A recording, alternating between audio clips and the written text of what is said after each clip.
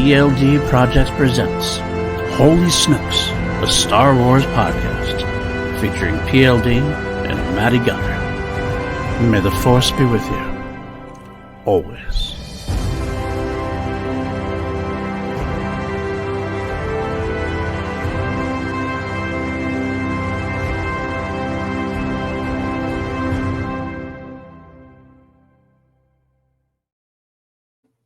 What's up, everybody? Welcome back to PLD Projects. Welcome to Holy Snokes. Take a look at two very, very tired faces right now. We're starting out recording about half an hour later than usual because I had a hard time dragging myself up out of the bed. I'm not going to lie. It was a rough night, but all done for a very good purpose. And we're happy, tired people. Basically, PLD lost the battle with the snooze button. It happens to the best of us, but with Paul, it happens quite regularly. He loses the battle. He loves it. Paul loves his sleep. He's getting on a bit now. My arch enemy. Paul has been alive for going on, 600 years now? When 600 years old you reach, when you will not. Let me tell you.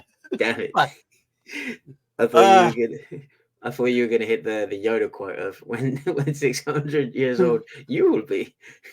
You look as good you will not. Exactly. There you go.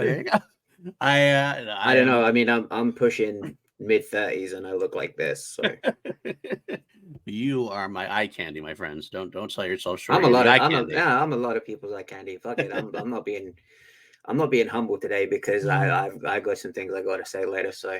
Woo. All right, let's get right into it. I am PLD, of course. This is my compatriot, my co-pilot, Matty Gunner. What an opening, a 3-episode premiere of The Bad Batch. We are actually so excited. We're saying F the news. We're not going to talk about any news, nothing big in development. We can always catch up on news next week when we have one episode to cover.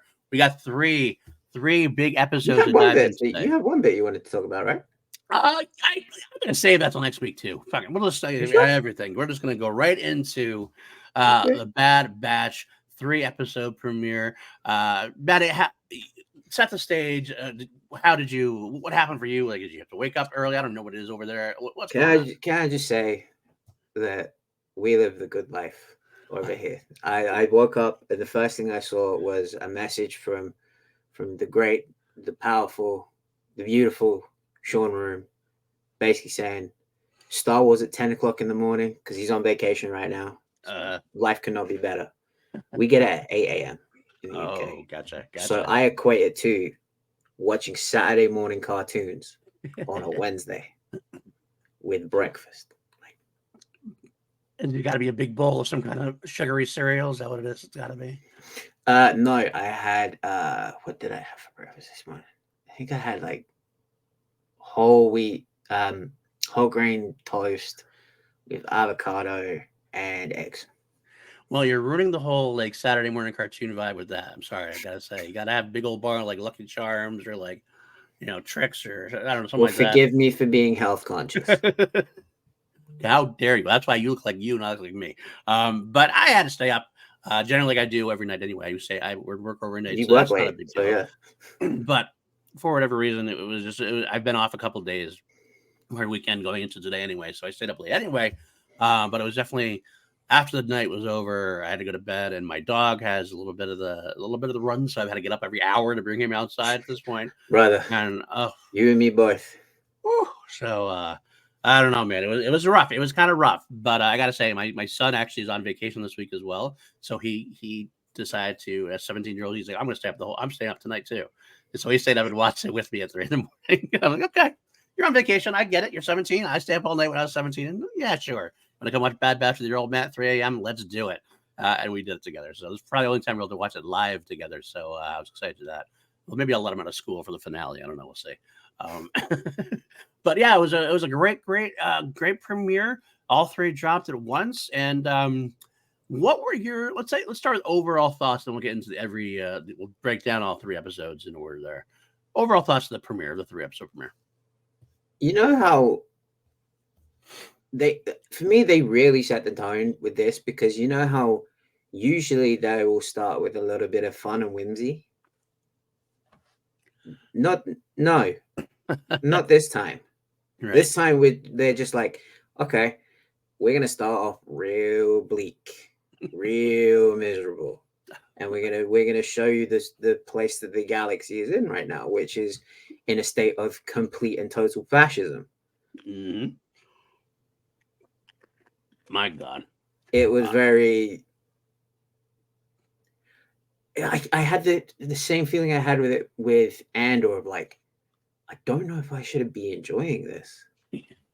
That's a great comparison, 'cause that's actually my comparison as well. It felt like the Andor prison scene right at the beginning, obviously. Yeah, I'm not keen. Arkina. It's a Crosshair episode from last season, which was that Crosshair just like kind of realizing the weight on his shoulders is getting heavier and heavier, and he started to realize that he perhaps made a lot of bad choices along the way. But yeah, no, I agree. I think to me it started off like, it's funny because we a lot of our friends got these the screeners, and they've seen 8 episodes already, and all the reviews that have been going out were like, oh, this is great, this is phenomenal, there's no nothing, no filler kind of thing, which we hate that word anyway, but like, I'm retiring another term this episode, by the way. I'm just pre-warning you. I'm retiring another term. Good, because we retired that episode. That I'm only bringing up that other term because of what was said on Twitter or whatever from different people. And they simply it was all like nonstop from the beginning to the first 8 through the 8 episodes. I can barely speak. But at the same time, I didn't know what I expected, but I didn't expect this, how it opened. And it's not a bad thing. Not a bad thing at all. At the end of the day, I was talking to my son about it. The overall arc was like, we were both surprised that it started, and I hate using this word because it sounds so negative, but it's not. It started so slow. Because it is a slow. The first episode is a very slow paced thing, but that's not a bad thing. That's not a bad thing at all. It's a very slow burn. I liken it to at the end. I'm like, this feels like season 3 is a big train, express train, and we just started off out of the gate. And the first episode is kind of like that. It's like just starting to get going. By the time episode 3 came about, though, pretty much in full gear. Like, we're ready to see, okay, I see we're going now a little bit, and we're going to go full throttle at this point. It seems like that's kind of the trend in media in general at the moment, though, right? Because you look at, there's a movie that's about to win Best Picture that is a very slow burn, very politically charged, very dark and deep picture. And then you have shows like Succession and The Bear that are also kind of slow burn and very dramatic. And it seems like that's kind of the way mediums, like art in general, is going at the minute, as opposed to like blazing action. There's some little bits of comedy here and there, but as far as like popcorn and fluff, there's not a whole lot. Yeah, you're right. Absolutely. Especially the first episode, though, it was surprising that that's an episode we've seen before. I don't mean like exact same. We've seen that kind of toned episode before, but it's never usually been a season premiere. That's not usually the first episode we get this season. But I liked it for exactly that reason. It kind of was like, we know this is the last season. We're going to ease you into this. And it's an episode that is designed to make you feel kind of like what Omega feels and kind of what Crosshair feels to a lesser degree.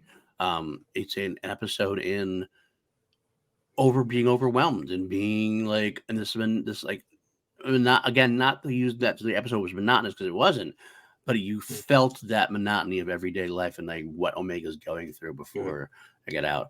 Another big surprise to me, and I'm sure you'll mention at some point, is that we have 3 episodes down and Hunter and Wrecker were in one of them. 1 out of 3 episodes. That was not my bingo card. But I also think it's for a good reason. And I'll say that because I feel like we knew going to the season their stated mission was Wrecker and Hunter are going to find Omega and break her out of Tantus. That was the stated mission. However, when you think about it, it would have been very easy for them to fall into a little bit of a repetitiveness. That was kind of sometimes one of the criticisms about like the first season, where it was like Bad Batch got a mission, they did a mission that led them to the next mission. It was like kind of like a little bit of a rinse and repeat situation. Adventure of the week is right kind of thing. And with season 3, I don't think they want to do that because it's the last season. They have a big goal they're heading towards. But that was the danger, was that, it'd be record hunter, do a mission, find a clue that leads them to the next mission, and but automatically after the first 3 episodes, we know that's not the case anymore. So you get the one mission, which is like setting up what the goal was, what they're going for it, and then that's not going to be the case anymore, which is an interesting way to go. Right away at the end of episode 3, they Omega is off Tantus. Omega and Crosshair are off Tantus, which we will get there. But I thought it was an interesting way to go about it. And the fact, like I said, the fact that Wrecker and Hunter were in one of the 3 episodes, the other 2 were basically what every other episode. One's now Omega Cross episode, next is a Hunter Wrecker episode, next is Omega Cross episode. I'm betting episode 4 is going to be a Hunter Wrecker. I don't think we get the reunion until at least the end of next episode. I think the next episode is going to be Hunter and Wrecker episode, I think, kind of thing. It's going to go back and forth for a little bit until they reunite. But a lot definitely went down. A lot was set up. And I think we got a lot of answers that we were looking for this season, like right away. But you know what? Instead of doing more overall at this point, I think we should maybe just start breaking down the episodes specifically. What is this show if not a series of categories put together for a steel cage match to the death? You sound like Class Action there for a minute, but I get it. My bad, wrong show. Hey, you know what? It's not a bad thing because, quite frankly, Class Action is the most watched thing we've ever done on this channel. We had I don't know why. White House Down. Andor versus Bad Batch. We could do that at some point. We could bring back Class Action for that potentially. I don't want to do that. Oh, no. Maybe we will. Bring back a one-time only. I mean, Class Action, White House Down versus Olympus Has Fallen, which hit like a couple of thousand. You guys, whoever's watching that, A, thank you. B, what is wrong with you? It's now our most watched video. It's like we Predator vs. Prey. We didn't even want to watch those movies when we talked about them. You shut your mouth. I love Olympus Has Fallen. But it's now over 16,000. I think it's kind of supplanted our Predator versus Prey video out of nowhere. But mental. That I digress. Speaking of the channel, we are on PLD Projects. If this is your first time here, didn't do any business in the get-go. Let's get that out of the way. Hit that like, hit that subscribe. Leave us some comments. Let us know what you like, what you dislike. Always talk to us there. You can join us on Patreon, patreon.com/PLD Projects. Great crew there, like Austin Cadell, Brandon Buckingham, Jeff Alterman, all those folks, and quite a few more. We are awesome. We are awesome today. We're an awesome group. I appreciate everything you've done. We appreciate everything you've done with us. If you can't do it, I get it. But it's always helpful to keep the lights on in the show and keep us moving forward. That big bright light behind PLD right now, you guys are helping to keep that on. Yeah, absolutely. 100%. Oh, that's the sun. Anyway, let's. There you go. That's my son breaking through the window there, the shining light. All right, let's get into our categories today. The first episode we watched, episode 1, was an episode called Confined. And if this is your first time watching our Bad Batch breakdowns, or our Star Wars episode breakdowns, I should say, any Star Wars episode, we always break things down into categories, as we hinted at a few minutes back. We have a couple categories. We break it down. We figure it's the best way to go through, and then we'll talk about little things at the end, some notes at the end to catch up anything we've missed. But like I said, we got 3 episodes going. Let's break it down. Confined. The first of, you know what? I'm going to just do this once because I don't want to break my heart 3 times. So let's get the first category out of the way for all 3 episodes, because let's just do it. The first thing we always talk about is #Hondo Watch. Who wants to see Hondo's book? Talk to me! It's the simplest question we ask before every episode, because we have been waiting for Hondo's return since the end. I believe Rebels season series finale was the last time we've seen Hondo actually make a real appearance in Star Wars television. Did Hondo appear in episode 1, 2, or 3 this week of the Bad Batch? And we've all said that this is probably the most likely place we'll see him in the near future, potentially. But did it happen? Did it happen, Maddie? Did it happen? This effort is no longer profitable. When, by God, will we see Hondo return?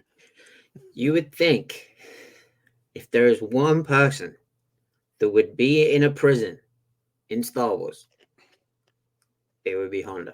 That's a fair point. Somewhere in the galaxy, he is probably either escaping from or going into a prison. Somewhere at some point. And that's not the only place I thought of, I'll be honest with you. In episode 2, which we'll get to a little bit while, the very opening scene, we get to the Durand Empire. I thought for sure, I'm like, they got to bring in Hondo next. You know what? I'm going to save it till we get to that point in the next category. But I did have a moment where I was like, they missed a big opportunity with that. I thought for sure Hondo was coming, getting brought in. I thought for sure. I'm not even talking about Hondo. Okay, we'll talk. But yeah, no. So we did not get Hondo. So we have what now? 12 episodes left for him to make his appearance this season. Come on, weeks. Get it done. Guys. 11 weeks. I will say I have started a new hashtag. Well, I started it a little bit in season 2, but because I started hashtag Hondo Watch forever ago. Right. And because it's been so ongoing, I've had to switch up the gimmick a little bit. Okay. I am now each week on my Twitter at Maddie Warner will be doing hashtag Bad Batch No Context.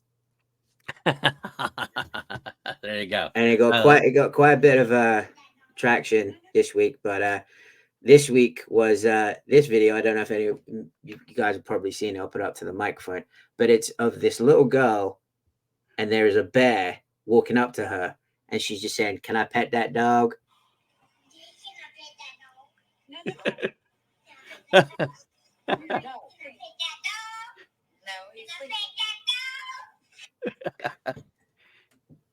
In the future weeks, I think I will give the clip to PLD to post in here as well. But that was this week's Bad Batch hashtag Bad Batch No Context. I think that's definitely. Can I pet that dog? That's a new, definitely a new segment we'll have to add. I love it. All right, so let's get to our next bit of categories for Confined, the first episode of the season. First up, what do you need, Rex? Any chance I could use you for a mission? Mission briefing. This is where we do a brief breakdown of what happened in the episode, just kind of like before we get into the deep nitty gritty. We kind of do an overview. Anyway, so first episode of the season.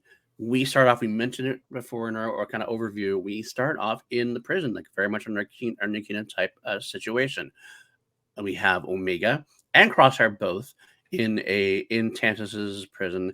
Omega has a little more free reign for various reasons. We come to find out, obviously, that they're letting her roam around as try to give now let's say some pressure to keep going, because they can always take away her freedom that she has. Not she has a whole lot of freedom. She kind of goes from her prison with Emery Carr to stations. She feeds some dogs, as you say, and pretty much she goes back, and that's pretty much her day. And they do a great job of showcasing how monotonous this day is. They start with this water dripping from her. Can I just say, Emery Carr, every time she goes to the door, she's like, "We got much to do today."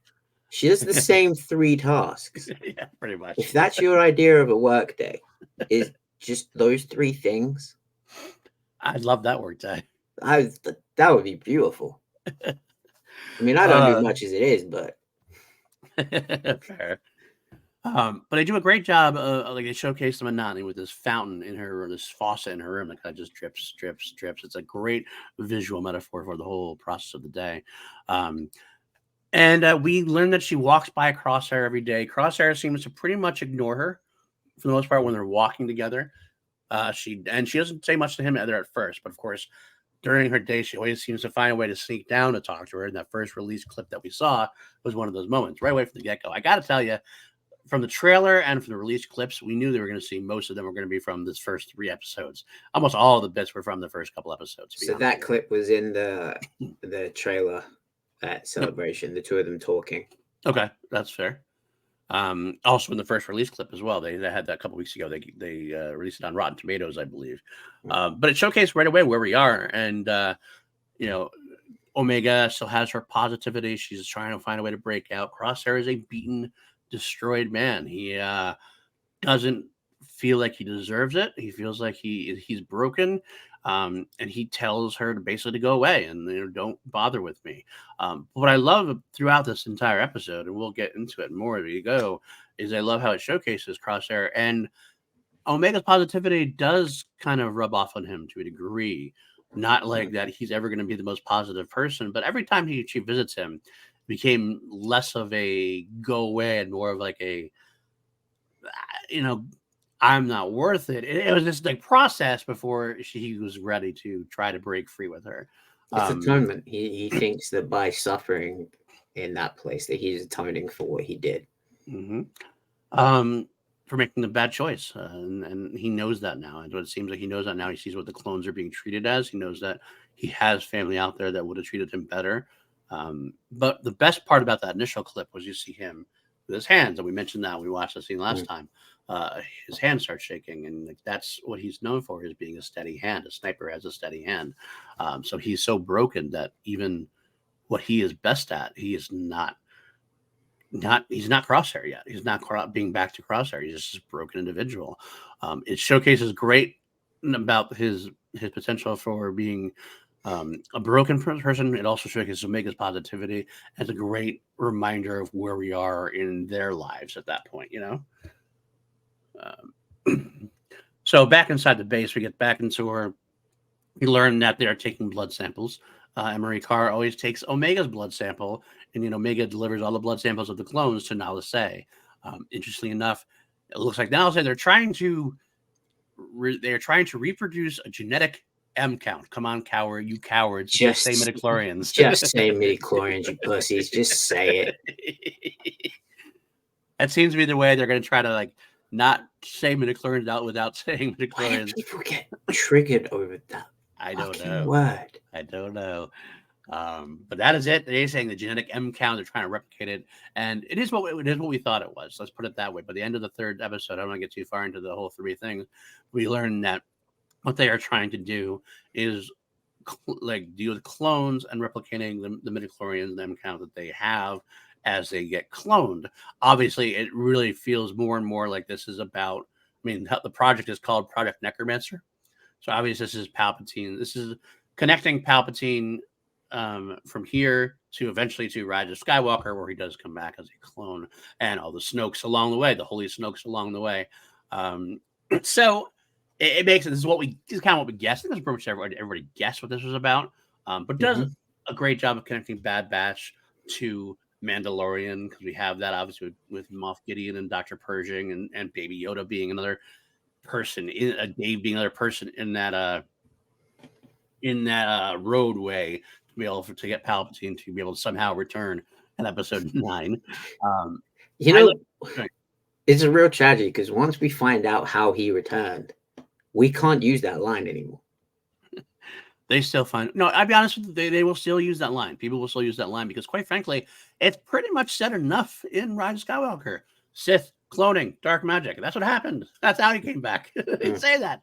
But people are still upset about it to the day. I still think people were over hating that whole thing. I think it was obvious if you've seen Star Wars, you've seen cloning, you've seen Sith, that this stuff happened. This is all. You don't have to it doesn't have to be laid out. Learning dark science, secrets only the Sith knew. That's it, exactly. That's all you need to know. That's all you need to know.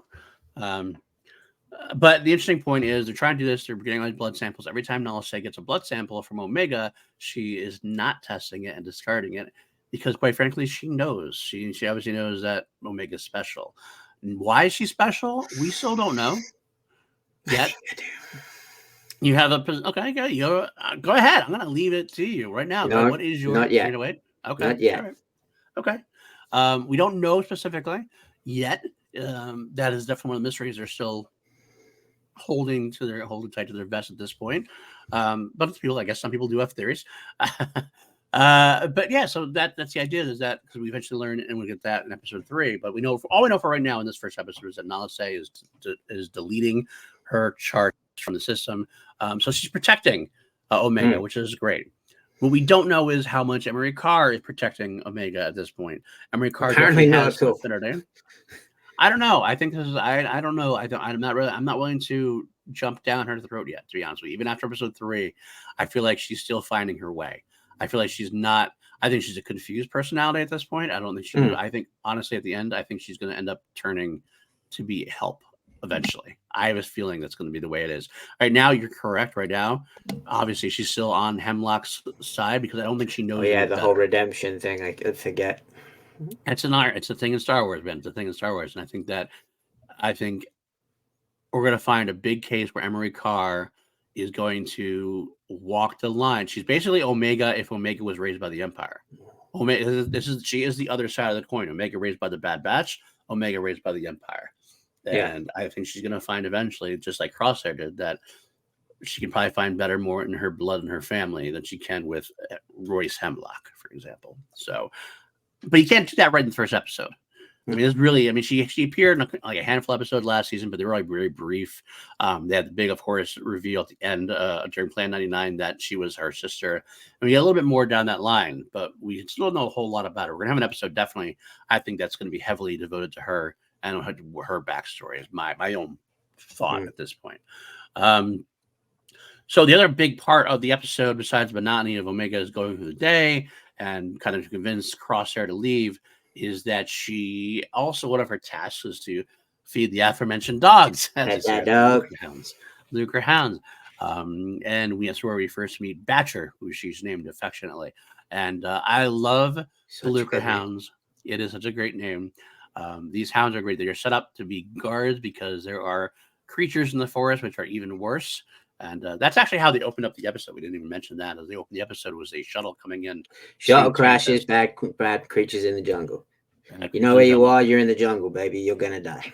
Yes, pretty much. And Royce Hemlock was very quick to say, nope, they done. We're not going to risk anything for 3 or 4 troopers at this point, no matter what they're carrying.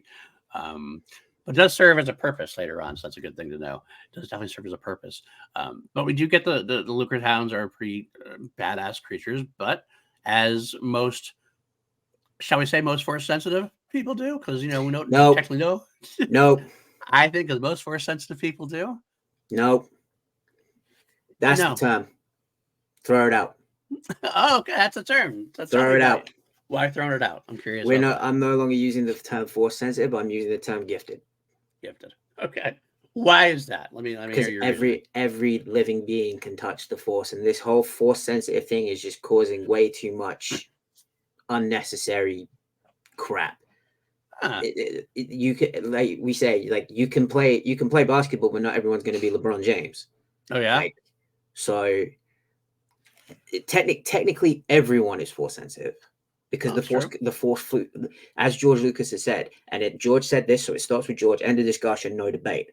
The force moves through all living things. Very true. All living things. Mm-hmm. So if you have a higher M count and you're able to use it to your advantage, I'm coining you gifted. Okay. I still like force sensitive. You can. Okay. I will say, and there's a reason I understand where you're coming from that. For me, though, to me, I agree with you. We already learned that, like through Sabine and everything else, the force does flow through every living thing. I completely agree with you. I completely agree with George's view on that. Obviously, George is the maker, so what he says really goes. I get that. But when I think of the term force sensitive, I just feel like that's like whoever is force sensitive, they just have a higher affinity to it. They just touch the force more, whether it be through training, whether it be through whatever. For whatever reason, some people, like you said, are more gifted than others. And I always think that the force sensitive are the ones who are just more sensitive than others to the flowings of the force, so to speak.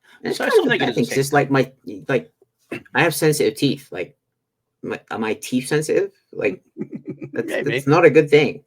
Well, no, but it's the same thing as like whatever it is. It's just whatever, because the force goes through everybody. Somebody who feels it more and just has a higher affinity to it, they're just more sensitive to the affinity of the force. So that's fine. If you want to use it, that's fine. I probably I'm not saying you shouldn't use it. You can't use it. I'm just saying I'm throwing that phrase out of my vocabulary. That's fair. That's fair. Okay, I'll try to remember that and see where we go. But anyway, Omega, obviously, I guess the idea, what I was trying to make was that Omega obviously is showcasing signs of previous gifted people, previous force sensitive people. They have higher affinity, they have higher connection with the animals, with the life forces. And this seems to be a case of, we have basically confirmed pretty much what we had thought for a while, that Omega has a connection to the Force that's higher than most. At this point, we kind of thought that very first episode, during the whole very first episode, the Bad Batch dropped. It kind of went here and there. They kind of didn't concentrate on too much. I think this is the way to showcase between this and the eventual M count stuff. We learned. I'm in going to episode drop 3. this noodle in your just penny for thought in your head now before I get Okay. to my point later on. Is she more sensitive in general, or is she more sensitive for a clone? Just take that nugget. Okay. Think about it as we go. Okay, I will. All right. Either way, she's making a connection to one of the hounds, the Batcher, as it were. And it's part of my favorite parts of the episode. She actually has those connections to it. But at the end of the episode, pretty much, we are where we started overall. There's a couple of things. She makes a doll, reminiscent of her doll on Lula on the Marauder. But at the end of the day, we're still pretty much where we were. So sometimes you need an episode like this where you don't exactly move anything forward. At the beginning, you're still in the same place where you are, but there is subtleties and like the things have changed just enough to like, even though on the surface it's the same, she's made her headway with Batcher. She's made her headway with Crosshair a little bit, even if it's not overt, and she's made her own headway of what she has to do. So that is the overall of the episode. Let us get into the rest of the categories, and then we'll finish up with our notes. Are we doing episode by episode? We're going episode by episode, yes. Okay. I think it's the best way to do it. So, this week, this episode's The Bachelor. I was hoping for the whole squad, but you'll do. This is where we take one specific character. It doesn't have to be a member of the Bad Batch. It can be. Who is our favorite character of the week, the one we focus on the most. Do you have a favorite character of this episode? It's kind of hard to pick anyone other than Omega, right? Because Crosshair didn't really have a lot to do. Right. Batcher, as cute as Batcher is, as much as I want to play and as much as I want to pet that dog, it was mostly in the cage. Mm-hmm. So yeah, I think on principle, on just sheer I got to give it to Omega. Okay. I think there are other possibilities. To be honest with you, I did not pick Omega. You pick Hemlock? Yeah, I did pick Hemlock. I absolutely picked Hemlock. Sick son of a gun. Well, here's the thing I was thinking about, because I mean, yeah, Omega is an easy pick, and it's not to denigrate your pick, because I totally understand picking her, because she is great this episode for sure. I considered picking Emery Carr, so I am fascinated by her, but she hasn't done enough yet to earn that. But Hemlock, to me, and I think just in this episode alone, but it continues over the other episode as well, he has very much he has achieved a greatness in villainy in Star Wars. My son actually said it best too. I remember I liked the first villain they had talking about Admiral Rampart, and he was fine, but Hemlock is just on another level. He is quickly, honestly, piece of crap. See, the fact that he makes you say that like that is exactly what I mean. That is the best part about him being a villain. He hits you the wrong way and makes you feel that way because he's that damn good at what he does. You know who would play him in live action? Not Jimmy Simpson, who does a great job voicing him. But go ahead. Actually, yeah, I could. yeah. Because he is. Fine. Yeah. He's wiry. And he looks that snidey type. Actually, yeah, you're right. He looks like a shit weasel almost in a way, but he is just he's not a physically intimidating person, but damn. I was gonna go with Tavington. I forget what. Jason Isaacs' son. Jason Isaacs, thank you. Sure. Yeah, Jason Isaacs. He voices he's got Inquisitor, that. But I mean, how many voices has Sam Witwer done? No, that's true. I know it's exactly, but that is his role. It's Tavington from the Patriots. He is like the Tavington level. He's gotten to Tavington level shit weasel almost. Absolutely. Except for he's much more brilliant and much more in charge. That's the issue, though. Hemlock is a very smart individual. He's very much in control. Unlike a lot of other Star Wars villains, he doesn't get he gets upset, but his upsetness always leads more to direct direct action, and he's very sure about what he's doing. And damn, that voice, Jimmy Simpson, is He's a Ed great Harris job. in Geostorm. Boom! There you go. There you go. And now Ed Harris. I'd love to see Ed Harris playing this character. He'd be great in it, of course. But yeah, so that's my character of character of the episode. I really see him finally just fully defining himself as like the Star Wars villain for the Bad Batch. With all due respect to Admiral Rampart, I had fun with him, but he's no due respect to Rampart. Rampart was epic. comparatively. All right, let's move on to our next category. The ability to speak does not make you intelligent. Now get out of here. I We had expect. some good ones. We had some good ones with these 3 episodes. I liked what we got out of these. Yeah, there's definitely some great dialogue, sound bites for me for sure. I'll go with this one first. For this particular episode, it was a very simple line, but it really just defined the episode for me. It was Omega talking to Crosshair. Okay.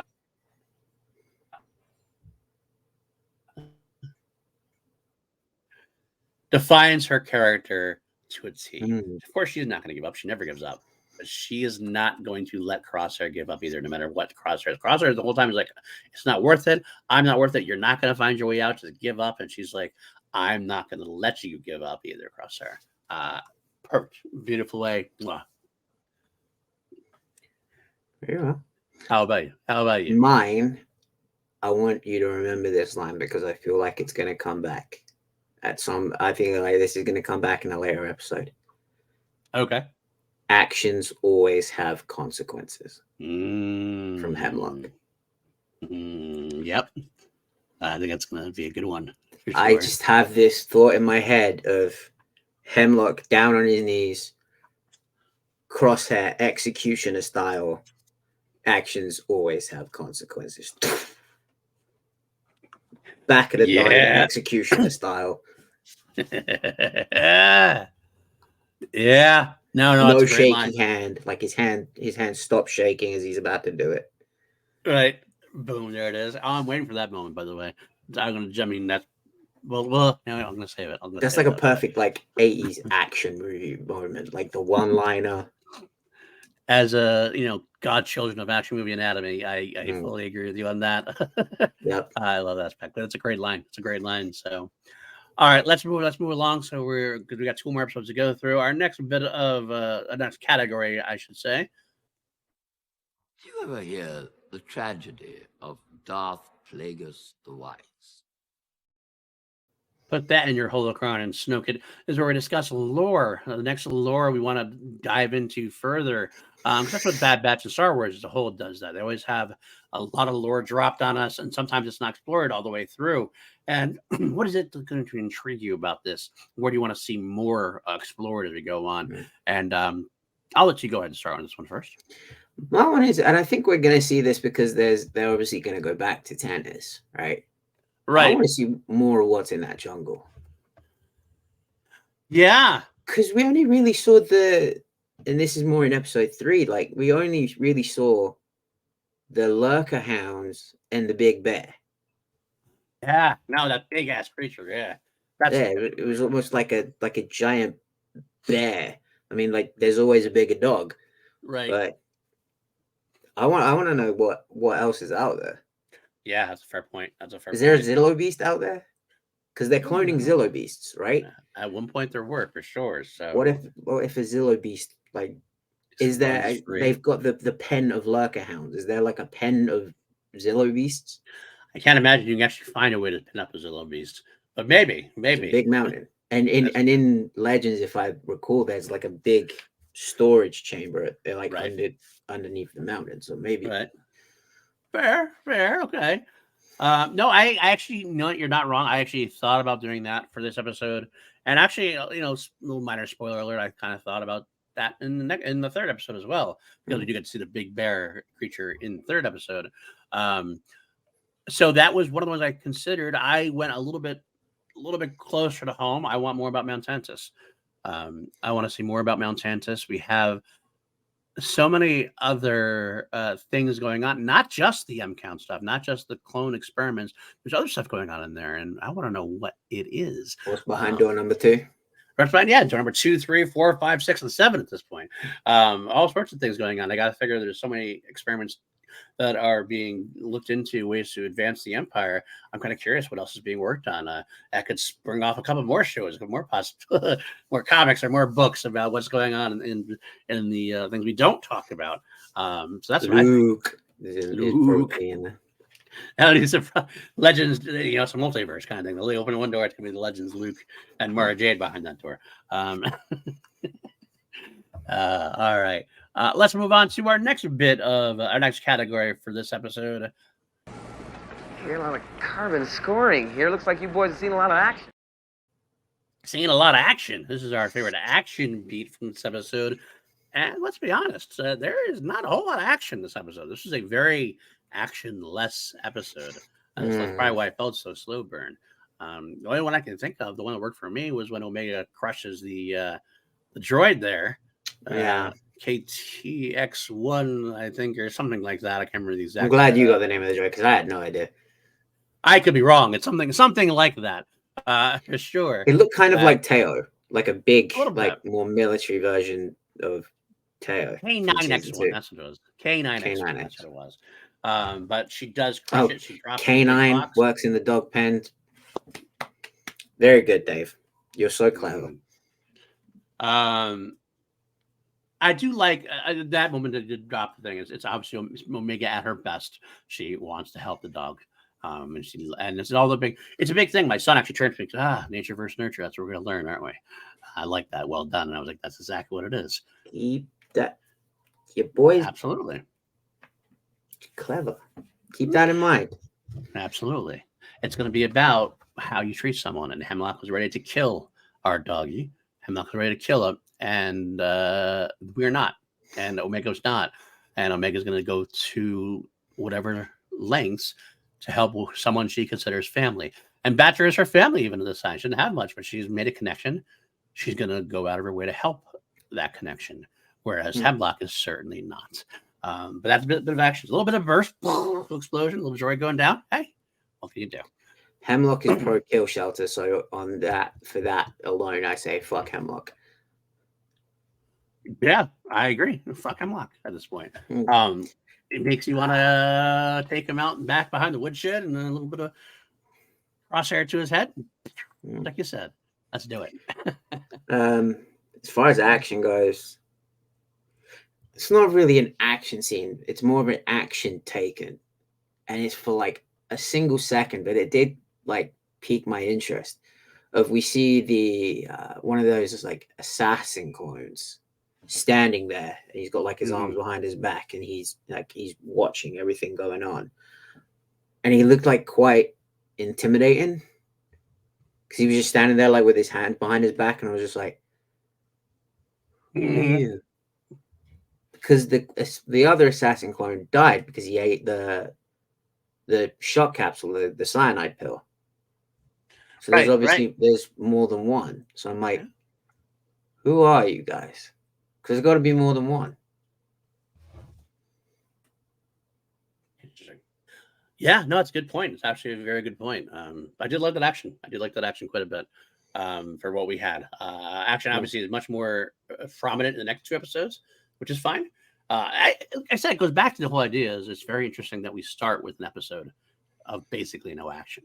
We are starting with a slow burn episode. So I want to say they're saying to anybody who is like needs the action bit, like this is not what this show is necessarily about. Even the next category as well, where I'm scratching my head like absolutely. Let's get into that category. Laugh it up, fuzzball. No comedy moments. There's barely any comedy moments. I gotta be honest. Like, this is not a lot of comedy to be had. It was very. If you found one, please enlighten me. The only one I could pull was a piece of dialogue that I liked that made me at least pull a corner of my mouth up into a little bit of a smirk. That's what she says. So put those teeth away and behave. to our dog. That did maybe chuckle a little bit. It was a little bit of giggle out of you. A little bit of lightheartedness in a sea of darkness, as it were. and that's the touching moment is her connection with Badger, obviously, and the fact that Badger does put those teeth away, let her tend to her wounds. Is Badger a girl or a guy? Or a female or a male? Guy. It is a male. Okay, I wasn't sure. Yeah. I didn't remember any. I didn't want to It's say a the wrong boy. pronouns. Okay. So that was my favorite moment for that. As far as comedy goes, it wasn't necessarily comedy, but it was a moment of lightheartedness in a sea of darkness. So I'll take that. Did you have anything? Is that all? Not a thing. Nothing made me laugh this episode. That's fair. That's fair. All right, let's move on then to our final category of this episode. We are saving our Force Vision category. Force Vision category being our predictions for the future. It seems pretty silly to do a prediction for episode 2 and 3 when we got to watch them. So we're gonna wait till in episode 3. We'll do a Force Vision for the rest of the season at that point.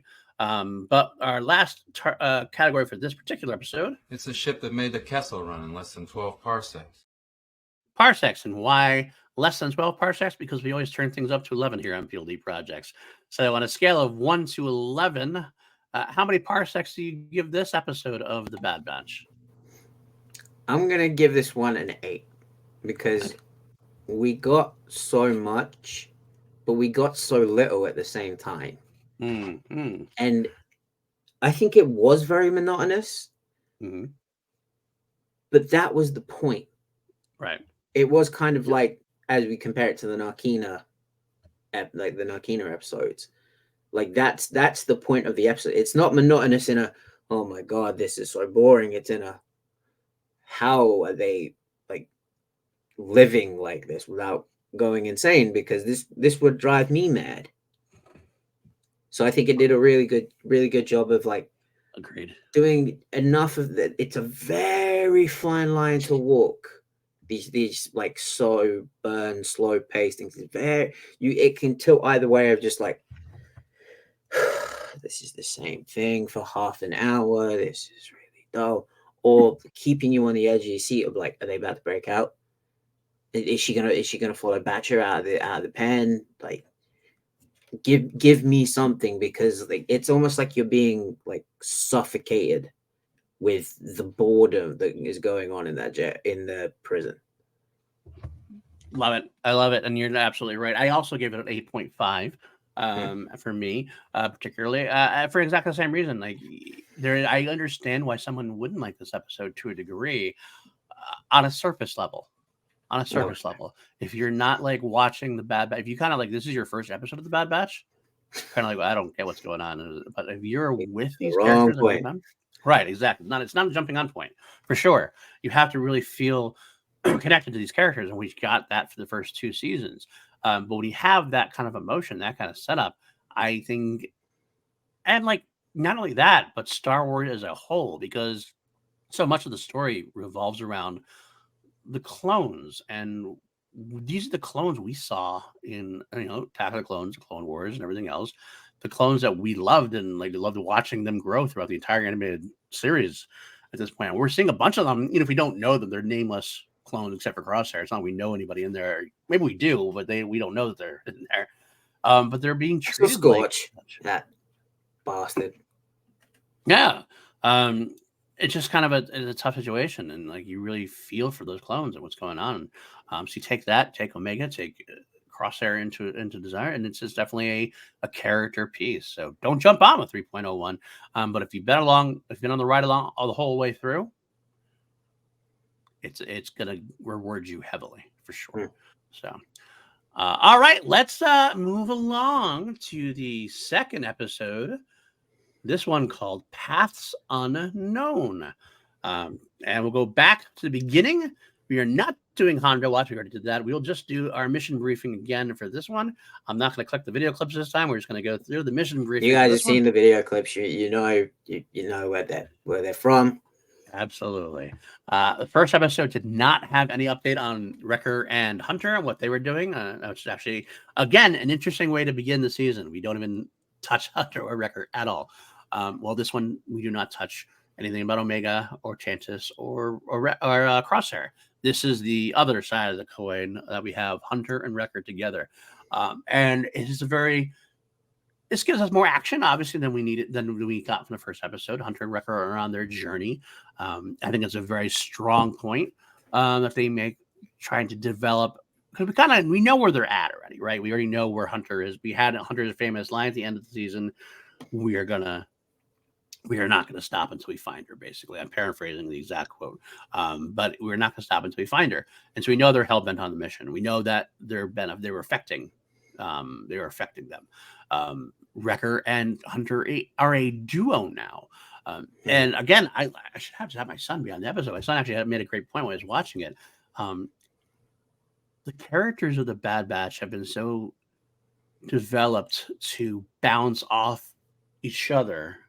As far as chemistry goes, they bounce off each other in different ways. Wrecker and Hunter, Wrecker and Tech, Wrecker and Echo, Hunter and Tech, Hunter, like the kind of different combinations. And all of a sudden, now it's just the two, Hunter and Wrecker, having to bounce off each other. It almost feels awkward in a good way, because they're not used to that, just having the two of them. It's just kind of a weird scenario having just two Bad Batchers together at this point. The shot, right, of like Hunter's trying to do Tech's job, and he's got Tech's glasses sitting right there, and he's getting frustrated that he can't do what Tech does. Right. I was going to bring that up. I think that was one of the greatest shots of the episodes, was the fact that you see right at the forefront Tech's broken goggles delivered by Hemlock at the end of last season, while Hunter's getting frustrated trying to search through the. I mean, better Hunter than Wrecker, obviously. Wrecker's not going to be the one that's. You don't know that. I'm going to make an educated guess. That Wrecker's not the best one to be sifting through the data, for sure. But we actually start off in something I didn't expect. We get expansion of the Durand Empire, as it were. The criminal underground has been put forth again. We actually meet Issa Durand, who we had heard from during last time I think it was the first season. Was it the first season or second season? I can't remember. It was the first season? Okay. It all kind of blends together for me sometimes. But in the first season of Bad Batch, we met Roland Durand when he had taken over Sid's little tavern there, and the Bad Batch had to get it back for Sid. But we had a great connection between Roland and Omega over the little pet there. So there was definitely a connection made, and Roland at the end of the episode was not, I would say, not anti-Bad Batch at all. He was actually kind of like a neutral ground. You could see them coming back to contact with each other, and they do, and it plays off here. But this time we meet Roland's mom there, Issa Durand. And she is a badass, pretty much. She's set off. She does not like to talk to many people, and we get the whole intro with her killing off someone who is trying to kind of take over her job, or the captain. The captain. Very much a scene which is a common trope. In these kind of movies to showcase how badass someone is. We're just going to have somebody be there, say you're dead, before we get to see our heroes come in and talk to her next. Isn't that from Emperor's New Groove? They have the button that sends them down into the pit. Probably. I think of Return of the Jedi. It's Jabba and the Rancor. That's true. I mean, there's a bunch of all sorts of things like that happens. But in the Bad Batch, do come in and talk to Issa Durand, and they trade a Pike who had made some issues with the Durands for some information. Go ahead with your missed opportunity, my friend. Should have been Sid. That would have been interesting, right? If they'd have walked in, gun pointed at Sid's back, and been like, "You betrayed us. Have her." No, we betrayed you. So you are a hardcore person when it comes to that. I still think Sid's going to redeem herself. Nope. I do. Nope. Yep. It's set up. It's set up, Maddie. It is. She's Trandoshan. It is set up, Maddie. It is set up, Maddie. It has been set up. I'm dying to see her get redeemed, because if they do, me and Filoni are gonna have a little powwow. I mean, it's already there. It's already open your eyes. It's already set up to go. We had the episode where we had they had the riot racing, where the Bad Batch saved her, and she was touched by that to a degree, and they had the warning that she would turn him in. She turned him in, and she was not happy about turning him in. She felt very guilty about doing it. That is set up for Sid. We don't disagree on much. She took a case full of credits. Yeah. And walked with her head down. And then as soon as she was like out of Hunter's view, she was like... Because she's scared, because she's a coward. That's absolutely true. She's a coward. But she's very sad about doing it. She felt bad when she was talking to Wrecker about it the whole time. She felt bad about doing it. I don't know. She did it about because that. she was scared to death. She did it because She hoodwinked she you. is a Lando type character. How? The Empire came in. The Empire came in, and she kowtowed because she didn't know what else she could do. How dare you compare the coolest dude with the best wardrobe in all of Star Wars to that scaly, backstabbing? I've just made a deal that'll keep the Empire out of here forever. Sounds familiar. I just made a deal to keep the Empire out of my tavern forever. They better not. I'm just saying. They can redeem anyone else they want. I don't care. They can redeem Hemlock for all I give a shit, as long as it ain't Sid. I'm telling you, you better get your get your big boy pants on because it's coming. It's coming for sure.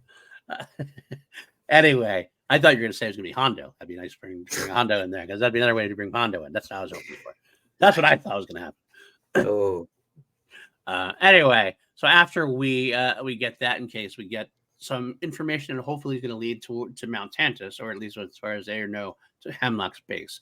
It does, as we learn quickly enough, they do get to a base of Hemlock's, but it was an old base that was taken care of. So unfortunately, the not the Duran's fault. I don't think they gave him any false information like purposely. It was like that was the information they had. It just happened to be a little out of date.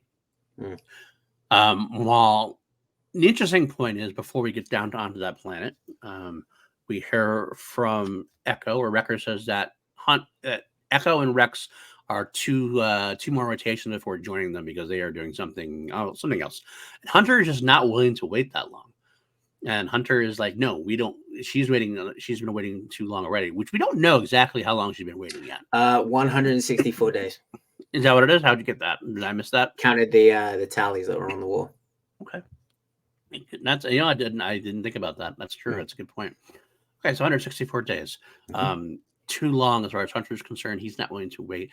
I think it's a great moment in the episode because it showcases Hunter is not necessarily playing it smart, being a little impulsive. And rightfully so. But is that going to be something that works out to the worst later on? And it could.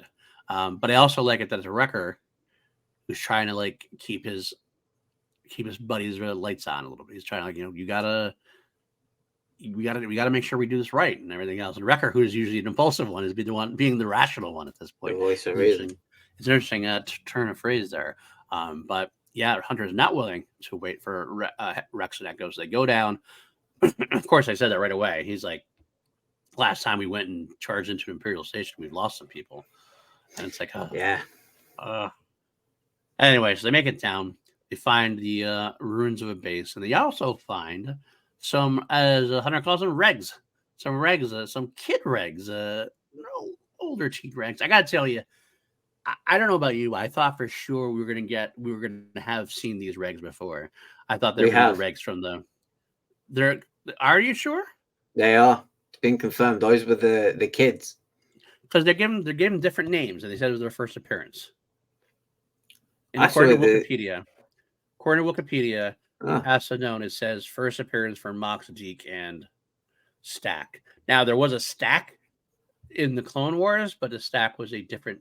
He was an older, regular clone during the Ryloth battle. Maybe it's the first confirmed of their names or something. But I saw earlier that regardless either way, they saw some young clones. But I saw earlier that it was the lads from Camino, which I was like, that is a cool little. And I thought that would have been a cool little callback. I actually think that's a missed opportunity. I'm pretty positive about the show overall, but I'll hit some. What I think this could have been a cool drawback. The ones that were with Boba Fett, that would have been kind of cool to see. But either way, regardless, it is still. We do get a. Sorry. I mean the ones from the start of season 1, as they go back, and they walk past. Oh, well, it could be them, I guess, necessarily. That's what I saw. That it was. It was those. It was those clones, not the ones with Boba Fett. Gotcha. The ones in season. See, I thought it'd be cool to go back to the Clone Wars and we see the ones that were that would have been kind of cool to see where they ended up in a way.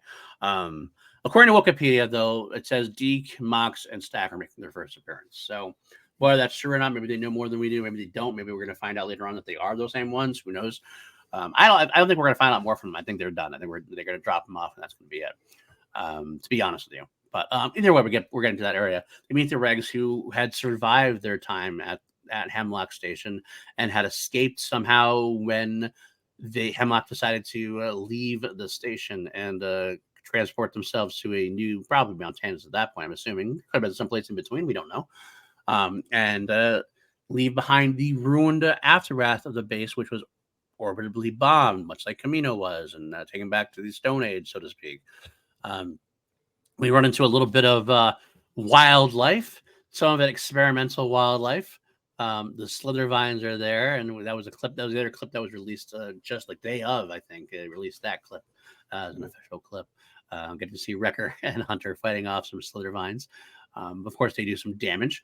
Hunter and Wrecker basically trade off. They have one of the, I believe it is Deke, who is going to guide them into the remains because they found there was a possibly working power station there that they need to get power from Gonki. We can see Gonki full up that they could connect to and maybe get some data out of.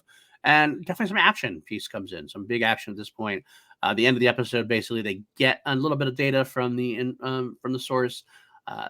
Mox and Stack come in rescuing them with Marauder, fly out. They all get away and they all, live happily ever after, I guess, as they make their own sector. They find right. They find where the sector that Omega and Crosshair had been taken to, but not necessarily more than that. So there's still a lot of space for them to search at this point. That's kind of left off that we feel like, maybe I'm wrong. You can tell me otherwise. I feel like the clone. They said, I'm sorry, they did say that. I'm thinking back. I'm a little tired, folks. I just remembered they're going to drop them off at Pabu. That's what it felt. It sounded like, and the clones the young kid clones will be able to grow up learning new traits. And again, is it a small thing? Absolutely, but it's such a bigger picture scenario. Hunter is giving these kids a chance to become something besides a soldier, and that's what it is. Because one of the biggest themes of the Bad Batch is what happens to soldiers after the war is done. And what do? We who were bred for war, we who were bred to be an army, what do we do when we don't have a war? What do we do when we're not an army anymore? Like, clones are real living people, and they got to discover for themselves. We've learned some of our friends. We've seen some of our clones that we knew, but there's a lot more clones out there. And these kids are 3 of those people. And I feel like they are left off that they're going to have a mostly happy ending. Although we know from the trailer that Pabu might not have a happy ending. So I mean, it's the Rocky IV quote, right? It's the warrior stallion. And without some war to fight, the warrior may as well be dead. Mm-hmm.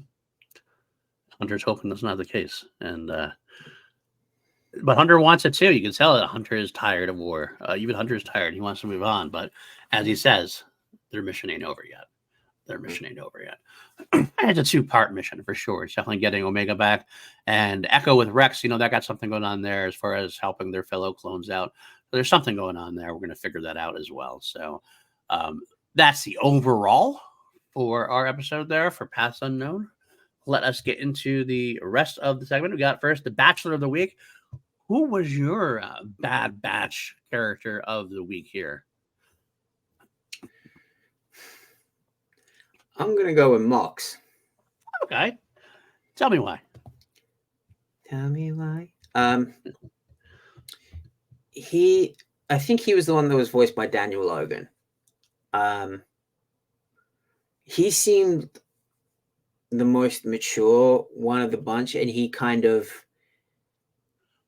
if they were to essentially not replace, but take up the mantle for the Bad Batch in the future, he seems like he would be the one that's kind of on the level with Hunter, in that he respects the loyalty to the squad as opposed to the individual goals of each clone, because they wanted to get out of there. Mox had the bigger plan, the bigger vision in mind of they're loyal to their squad. They're trying to save their squad.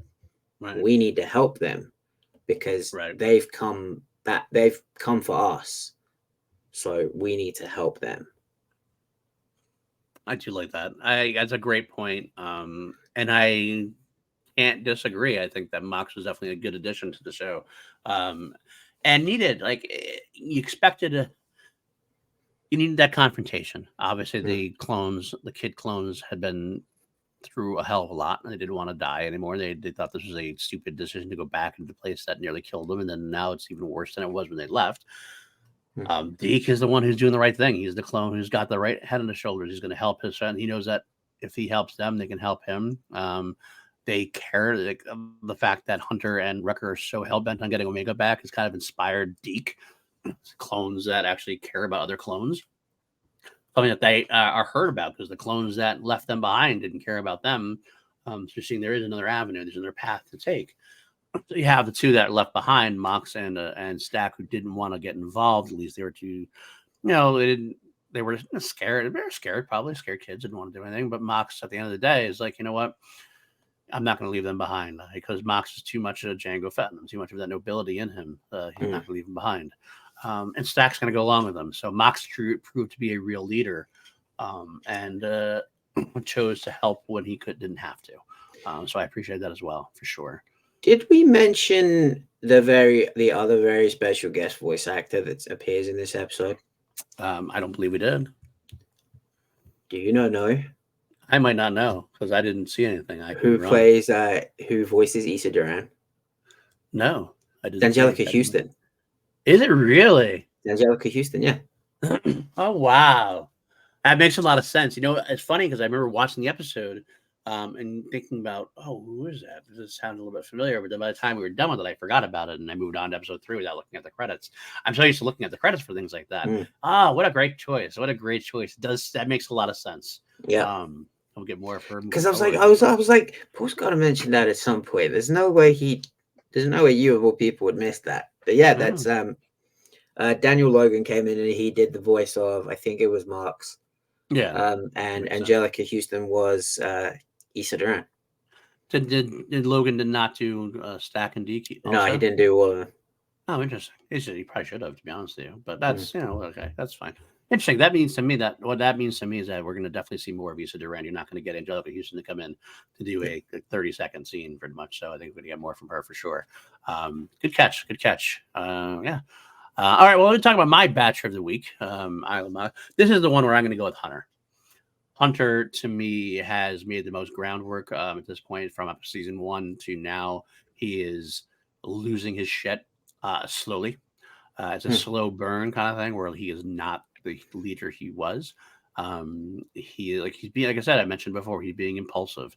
He's pushing things. He's getting almost crazed with his obsession to bring Omega back, and it's a good and bad thing. It's a good thing because that's what he does. Hits Omega as his family now, and he's going to get her back. At the same time, he's used to be very good at making, I don't want to say cold hard rational decisions. I mean, hell, that's fair. I think. I mean, it wasn't quite that. I mean, you could argue that he wasn't making a cold hard rational decision with Kanan, the very first episode of the Bad Batch, but it was definitely more of a measured decision, whereas it feels like he's going a little bit off the reservation for him. That's the best way to say it, off the reservation for him. You're not going to ever see him being like this completely impulsive, bouncing off the walls, but it's funny. It's interesting to see a hardened soldier kind of losing his way in a little bit, and it's going to be interesting to see how that goes as we move forward too. But yeah, he's definitely crazed a little bit, and I'd like to see where he's going to go. So I love it. All right, let's move on to iSpec. What was your favorite line of the week? You want me to go first? I got a good one. Okay, yeah, go for it. I'll go for it. My favorite line was I love when they bring up random things in Star Wars that we have no idea what they're talking about necessarily. And Wrecker did it this time. Smells like rancid Jotaz here. I don't know what the hell a Jotaz is. That's a creature in Fallen Order. Is that what it is? Oh, see, that's why I'm not a gamer, so I don't know all the ins and outs of the games and stuff. Okay, but I love the fact that it makes it even better. They bring in a creature that we don't know, like that. From the games, that continuity bringing forward in the Star Wars universe. But I love the fact that they bring it up. I don't even need to know, though. That's the great thing about it. Because by the line he's saying that, okay, whatever the Jotaz is, they must smell bad. And I guess it's more reminiscent of, when Han is saying what he's like, he brings up creatures that smell bad. It's like, okay, that's fair. And just the way Wrecker says it is always the way I love Wrecker. He's still my favorite Bad Batcher overall. And it was a very Wrecker line, a very Black Wrecker time to say that line. Ryan's a joke test. That kind of reminds me of a meme that I saw the other day. It was a mix of A New Hope and Back to the Future. It was like when Obi-Wan mentions the Clone Wars in A New Hope, and then it has Marty McFly saying, "I guess you're not ready for that yet, but your kids are gonna love it."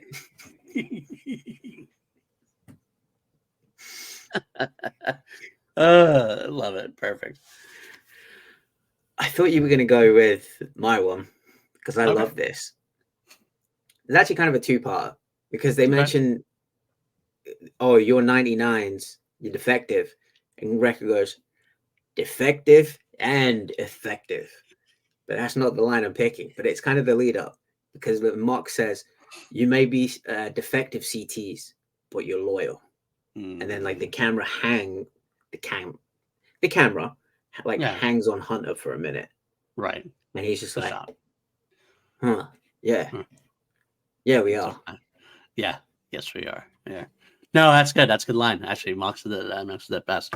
It's always been the case. We've had kind of like they went into it deep in the first episode with the Bad Batch for the Clone Force 99 versus the Regs, and they didn't really get along because of different reasons. And 99 was looked down upon, and 99 didn't really look at the Regs any better than the Regs looked on them. But now they've had some opportunity to work with some Regs like Rex, and Echo was kind of a Reg for a bit. Hot Boy Hauser. Hot Boy Hauser. And they have a respect now, more respect for the Regs than they did, and I think it's good to see them. They're all clones, and it's a Star Wars trope. We're all in the same, no matter the differences we have, the uniquenesses we have, the challenges we face. We're all part of the same group of people. We're all people. We're all ecosystem. Ecosystem, exactly. We all have to benefit each other. So I love that. It's a good point. That's a good line there, and good way to look at it. All right, put that in your holocron and Snokes, exploring more lore. For me, Slittervines, are they related to the Drenger? Potentially, from High Republic? Ooh. Did the Empire get a hold of some Drengir, possibly, life form? And were they experimenting on the Drengir somehow? See, I thought they were connected to that creature that was in there. I thought they were a part, because they said it started from the middle and then it grew out. Right.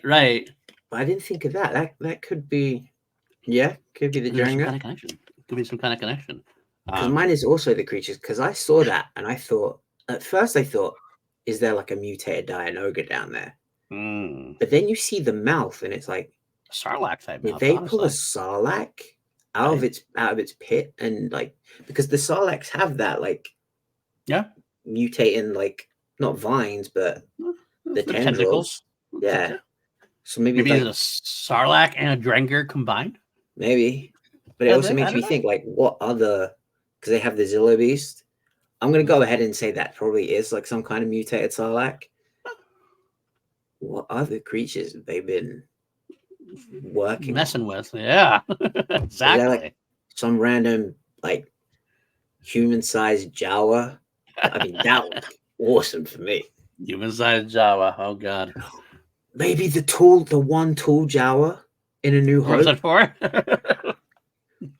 Maybe that's the one. Is an imperial experiment gone wrong? Good call. I like it. I like the idea there. So yeah, that was so yours as well. So the creatures, so basically the same type of thing. So yeah. So it's a Drengir Sarlacc. That's what we'll call him, the Drengir Sarlacc, as it were. Tying in High Republic. I love it. So, all right. Next up, seen a lot of action. Your favorite action beat of this episode?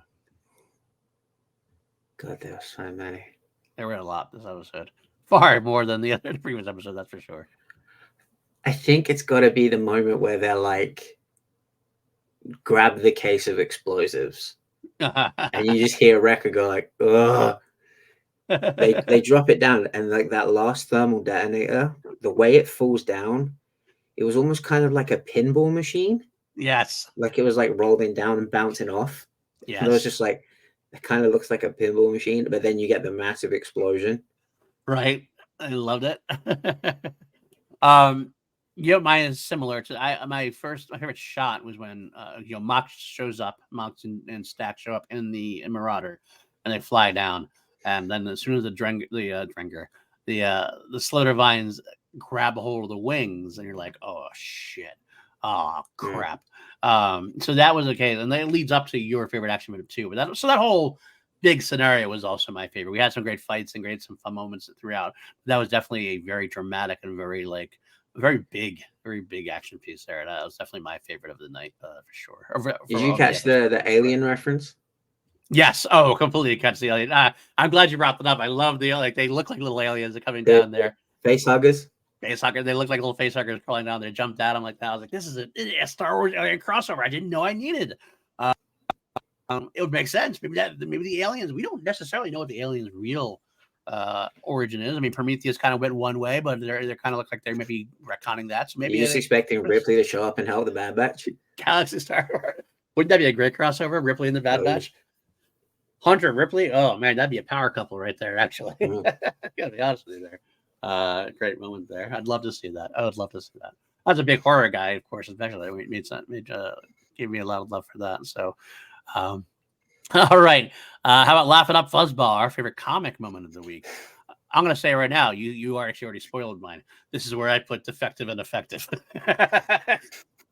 That was a line. Like I took it away. I was going to be my favorite line, but I'm going to save that for my favorite fun because that made me laugh. What a basic Wrecker line, a basic Wrecker moment. It just epitomizes Wrecker to a hardcore, but just the way does it, defective and effective. It's like, yeah, that's Wrecker for you. How about you? Who was your favorite comic moment? Mine is also a Wrecker moment, but it's kind of more of a what the fuck moment. Why were they carrying Gonki upside down? That is a great question. Because like his little feet are like dangling in the air, and like Wrecker has to like bend over, and Hunter has to like pull him down. Why don't you just carry him normal way? Just unattach him and let him plop down. I noticed that myself, and I tried to think in my head to justify it. Couldn't come up with anything. I was scared for Gonki in this episode. So was I. At the end there, when they were running out after they got the data, I was like, I didn't know if they had left Gonki behind or not. I didn't necessarily see. I think is Gonki on record? Okay, he's still on Gonki on record back. Okay, is Wrecker calling him little guy? He's not a little droid. No, he's not. Not at all. He's a blocky, boxy, big old, heavy. It looks like he's got to be a heavy piece of work. What's funny? Like, here's a random moment. Star Wars sounds. I love Gonki sounds when they plug in something to him. But his like the moment when they plug him in, it is like boom, moment of like sound that comes in. I don't know what it is, but it's so fun. I'm gonna bring up another moment later. The sound design on this show is so good. So good. It makes me laugh. So yeah, that is it for the Laugh It Up moments. I think then let's go with Parsecs. Parsecs out of 11. I'll go first for this one on a scale of 1 to 11 for me. I'm going to give this one another solid 8.5, same as the first one for me. Little run of the mill action, but definitely set forth the new thing.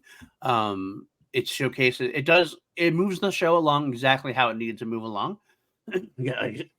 Case of this is Hunter and Wrecker and their status quo now. We get to see where some clones are. We get to move along the case of what they're doing. They find a little more information to get a little closer to freeing Omega.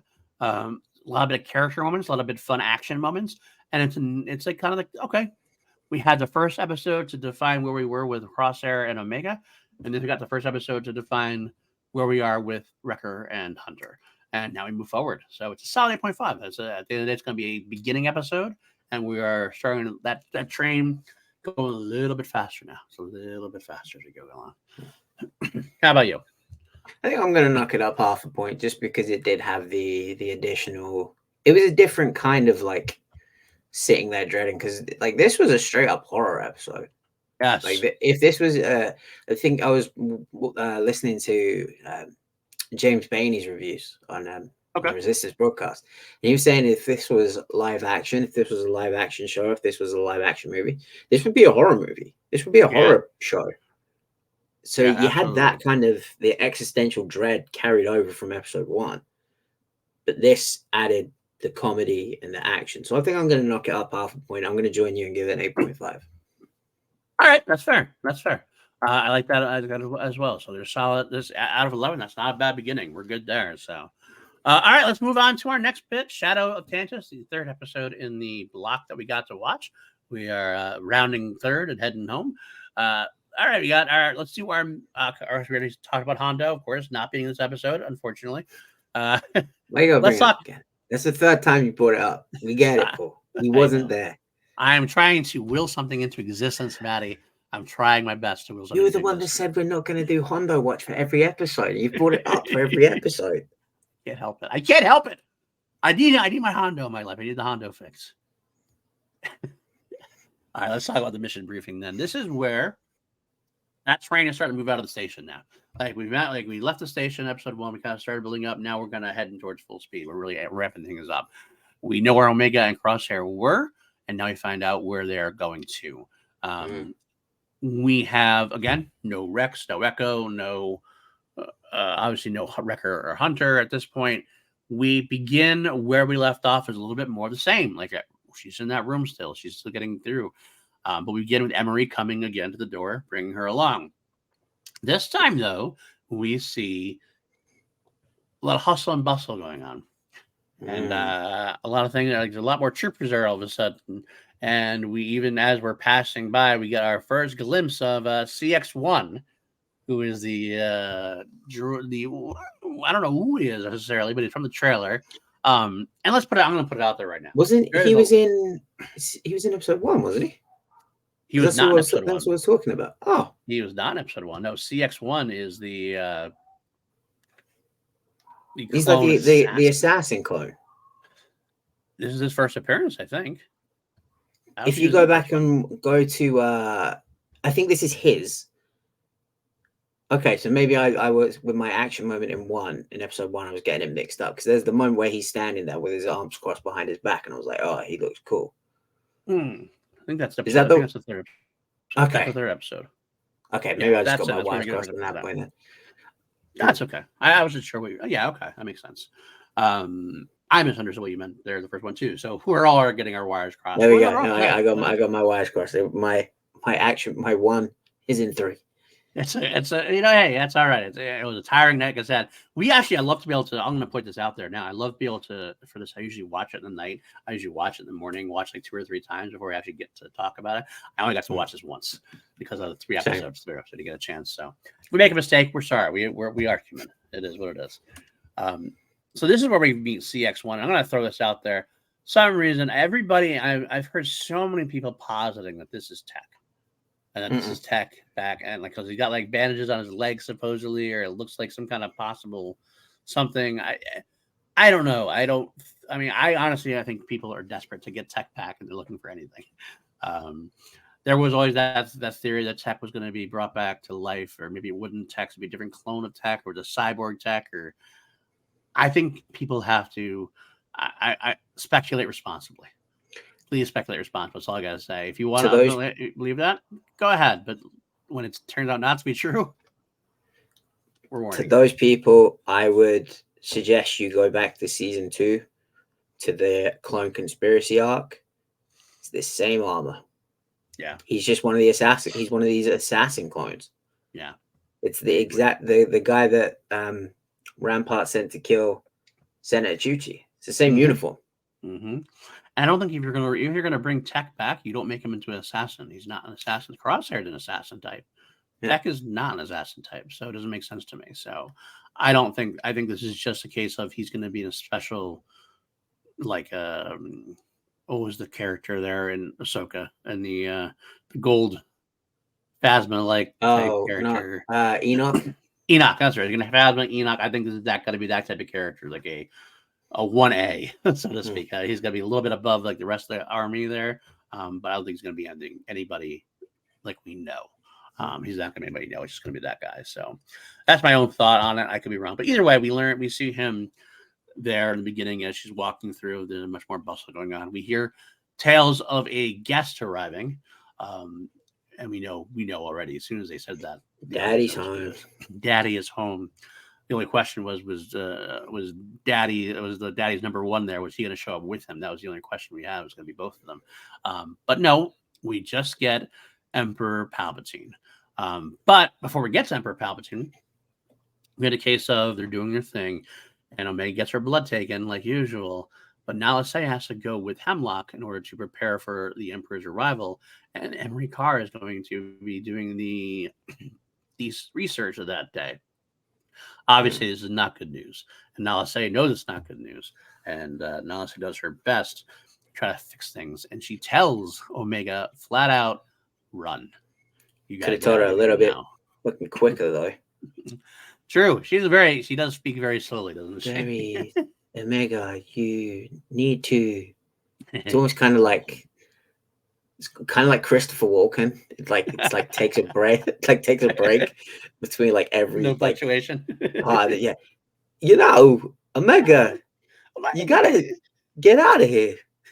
Yeah, Omega, you gotta get out. Well, you can. That's my new fan casting, Christopher Walken as Nala Se. I hope we get that soon. Nala Se was like, "Nah, I'm gonna stay right here." Oh man.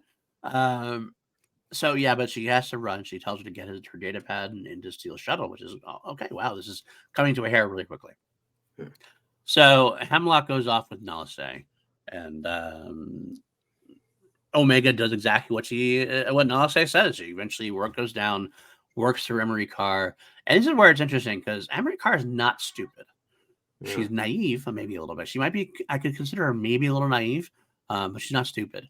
This is where I wonder if Emery Carr is trying to play a little bit of both sides in a way. I almost feel like she almost let Omega do what she needed to do, even though she does call her out in the end because I think she had to. But I think at the end of the day, it's hard for me to imagine that she can work under Emery Carr's, like right under her nose and get away with what she does. But maybe she does. Maybe it's just me being desirous to have Emery Carr be good. I don't know. But she does take Omega does take a data pad and does run. We get let's talk about Palpy. Let's talk about Palpy here. Mm-hmm. Palpatine, Daddy does come home, voiced by the great Ian McDiarmid, and it's great to see him, of course. And it's much like the trailer. You don't get a lot more than we got from the trailer, but it's enough to scare the bejesus out of you, and does confirm everything we had talked about. We had mentioned in episode 1. This is the episode where it really confirmed exactly what they were looking for, which is Palpatine's looking for a way to clone himself and able to live on and get the immortality he told Darth Vader he'd get back in episode 3, Revenge of the Sith. And he's willing to give Hemlock pretty much free range to do whatever he wants to do. He sounded kind of desperate.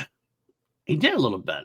It wasn't like he was saying, I'll give you everything you need. He was almost like, look, listen, if this doesn't happen, where this whole thing is screwed. So anything you need. It was almost kind of like he was not pleading, but he was like, look, anything you need me to do, just say the word and I'll do it. And whenever you ever heard Palpatine like that, normally he's just like, you better it wasn't like, you better do this. It was more like, I need you to do this. Yeah, it was definitely hardcore. He's definitely needed that.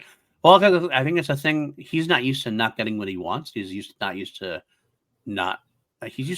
getting his way. And this is something he can't just make happen. So it's out of his control. I don't think he likes that. My bigger broad-based question, and this is not a very brief mission briefing, but I think I don't know any other place to really put this. Does Darth Vader know about this stuff? What's going on right now? Because it almost feels like Vader is like he's keeping Vader in the dark on purpose. And I asked that because in my head, and I was tired, but I'm thinking things through. I'm like, okay, because he's giving Hemlock such free range, almost like Vader level free range. That's what it felt like towards the end. Does Vader end up like kind of half-heartedly teaming with the Bad Batch to sabotage this? Because because he's not been made aware. Like there's been times in the comics we never really got it in the shows or the movies, but there's been times in the comics where Vader has done things that have like you would say would work against Palpatine and the Empire because he knows that he wants to take down Palpatine himself one day. No, it flipped through my mind. I do. I get what you're saying. It's because Vader's more like his red right hand. Like he is the right hand. He's the hammer. Right. So if he was gonna, I don't think I think Palpatine would have kept him in the dark. Now with the show last week, the reason I put Vader in, I put it in for shits and giggles. Like because I saw so many people talking about he's gonna fight the Bad Batch. It's gonna be Vader versus Rex in the last episode, and I just thought that was hilariously stupid. And I was like, I'm gonna throw that one in there just to mess with Paul. when Hemlock said he has the full empire, all the resources of the Empire at his disposal, I thought, oh shit, he could call the Inquisitors. Yeah. He could call Vader. Or maybe not call Vader, but maybe call the Inquisitors who could like relay it to Vader. Absolutely. So now it's kind of like let's say I think I gave it a 900 to 1. I think it's now down to like 500 to 1. I can see that. I don't think Vader teams up with the Bad Batch. I will say that. I think that's like, I don't think the Bad Batch would want to team with Vader. I think Hunter would be like absolutely against it. Working with someone I agree. I agree. And let me amend what I said. When I said by teaming up, I said like semi teaming up. I didn't really mean like Vader goes into action with them at all. What I mean more is that does Vader allow the Bad Batch and the clones to take out like he's aware of something but allows it to happen because he needs to knock Palpatine down a peg or knock Hemlock down a peg because he doesn't like that Hemlock has the authority level that he has kind of thing. Like he kind of like knows something's happening and just kind of like, nope, I'm not coming to your rescue, or I'm not, that kind of thing allows it to happen. I think the way they would do it would be they send Vader to take care of the Batch, and Vader kind of stumbles upon this. Right. And he's not like necessarily inadvertently working with the Bad Batch, but he gets sent to deal with it, and then he finds it, and he's like, "Oh no. What you're not dealing with this." What if? And this is bordering on speculating very wildly irresponsibly. Vader's called in the Batch, and like maybe towards the finale, Vader's called in to stop everything, and Vader runs into Rex, and like he goes, Vader almost goes like, for old time's sake, go ahead, Rex, take care of things. And, like walks away, not like necessarily, like, and not that he has like, any lines like that, but like, you'll see him like see Rex, and then just kind of like not do anything and walk away, let like kind of thing. Again, I don't know. Maybe. I don't know. I think he's still like young as Vader at this point, so he's still kind of like kill everyone. Like he hasn't had that moment with Obi-Wan yet where he's like where the Anakin's clicked in a little bit, because that doesn't really happen until like he meets Obi-Wan for the second time. That hasn't happened yet. So I think at the minute he's so like adverse, it's like submersed in the dark side that I think right now, I think if he saw Rex, he'd just kill him. Well, there's the argument that can be made also because I think it could be the other way around. I think that bit with Obi-Wan was the thing that kind of pushed him to become Darth Vader fully. Because by the time we see Vader next after Obi-Wan Kenobi, it's in Rebels and Twilight of the Apprentice, and he doesn't show any ground to Ahsoka. He's like, all right, you're gonna die then.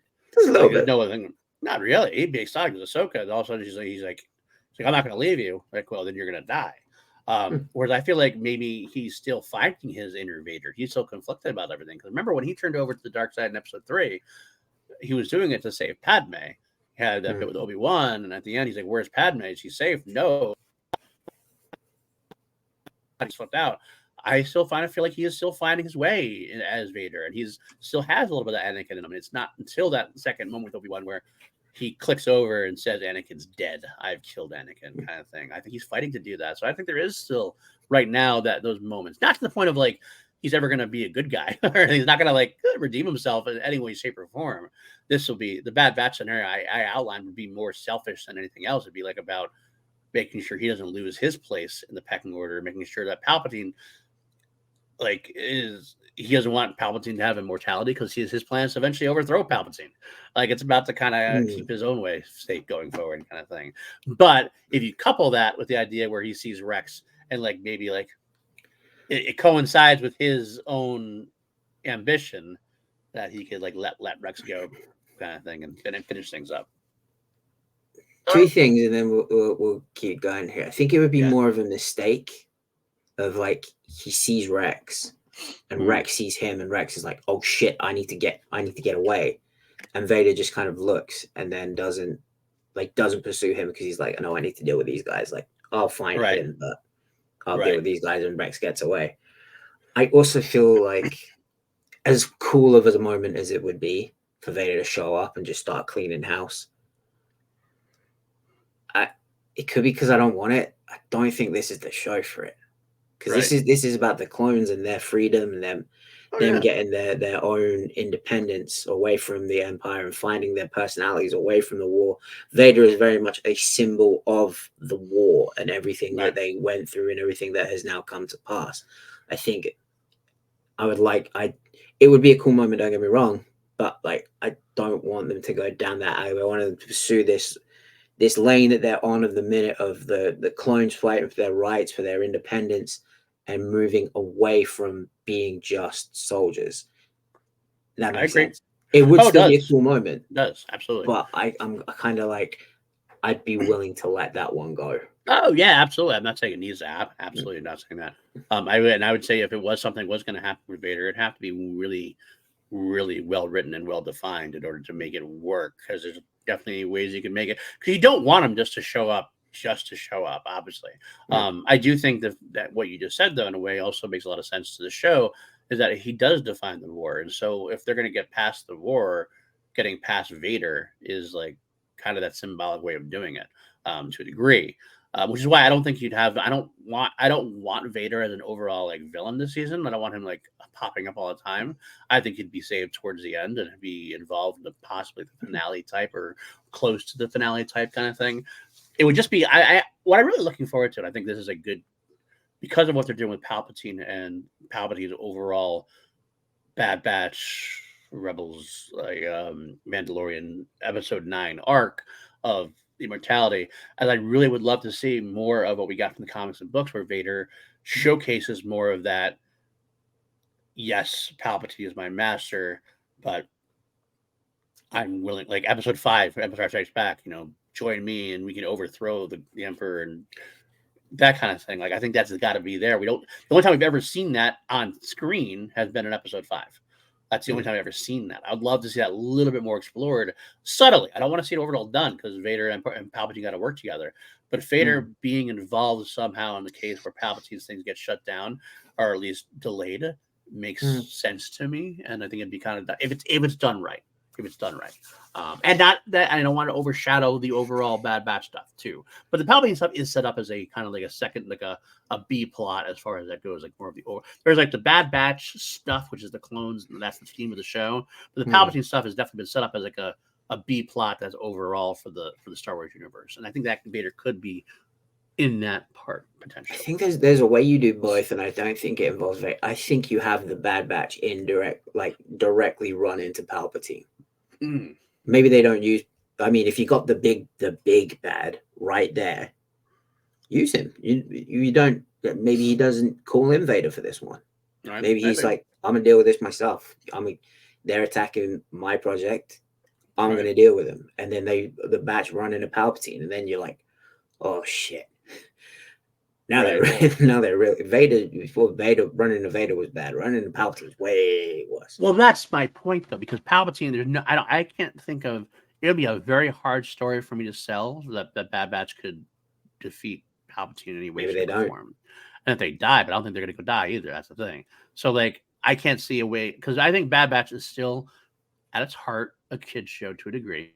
We just see tech stats, obviously, but I don't think this is not going to be a Rogue One. It's not going to be a Rogue One where we lose everybody. You know what I'm saying? And Bad Batch against Palpatine, we lose everybody. And that's the way, which is why I bring up Vader, because if you bring Vader in, yeah, Bad Batch would still lose to Vader, but if Vader has that alternative ambition or alternative motive to let them pass. It lets the Bad Batch go, do their thing, get their victory, and have their victory to end the day.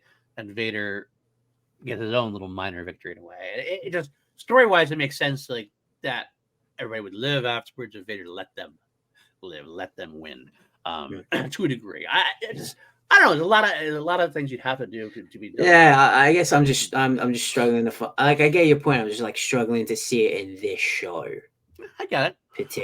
In particular, I think that's the one bit I can't quite like. Yeah, you got me almost there. Yeah, but then I'm like, is this the right place to do it? That's a valid argument because I don't know if it is either. Exactly the same place. It almost feels like it might be too mature for the show to a degree to really showcase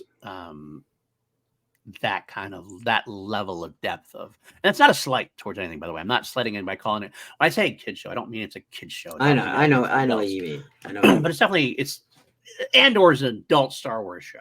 No doubt about it. That's a full-on adult Star Wars show. Bad Batch is supposed to be a teen up, and you grow with it, and everything else is definitely a lot for it. I mean, I prefer Bad Batch to Andor. I love Andor, but I prefer Bad Batch to it, honestly. That's where we go with.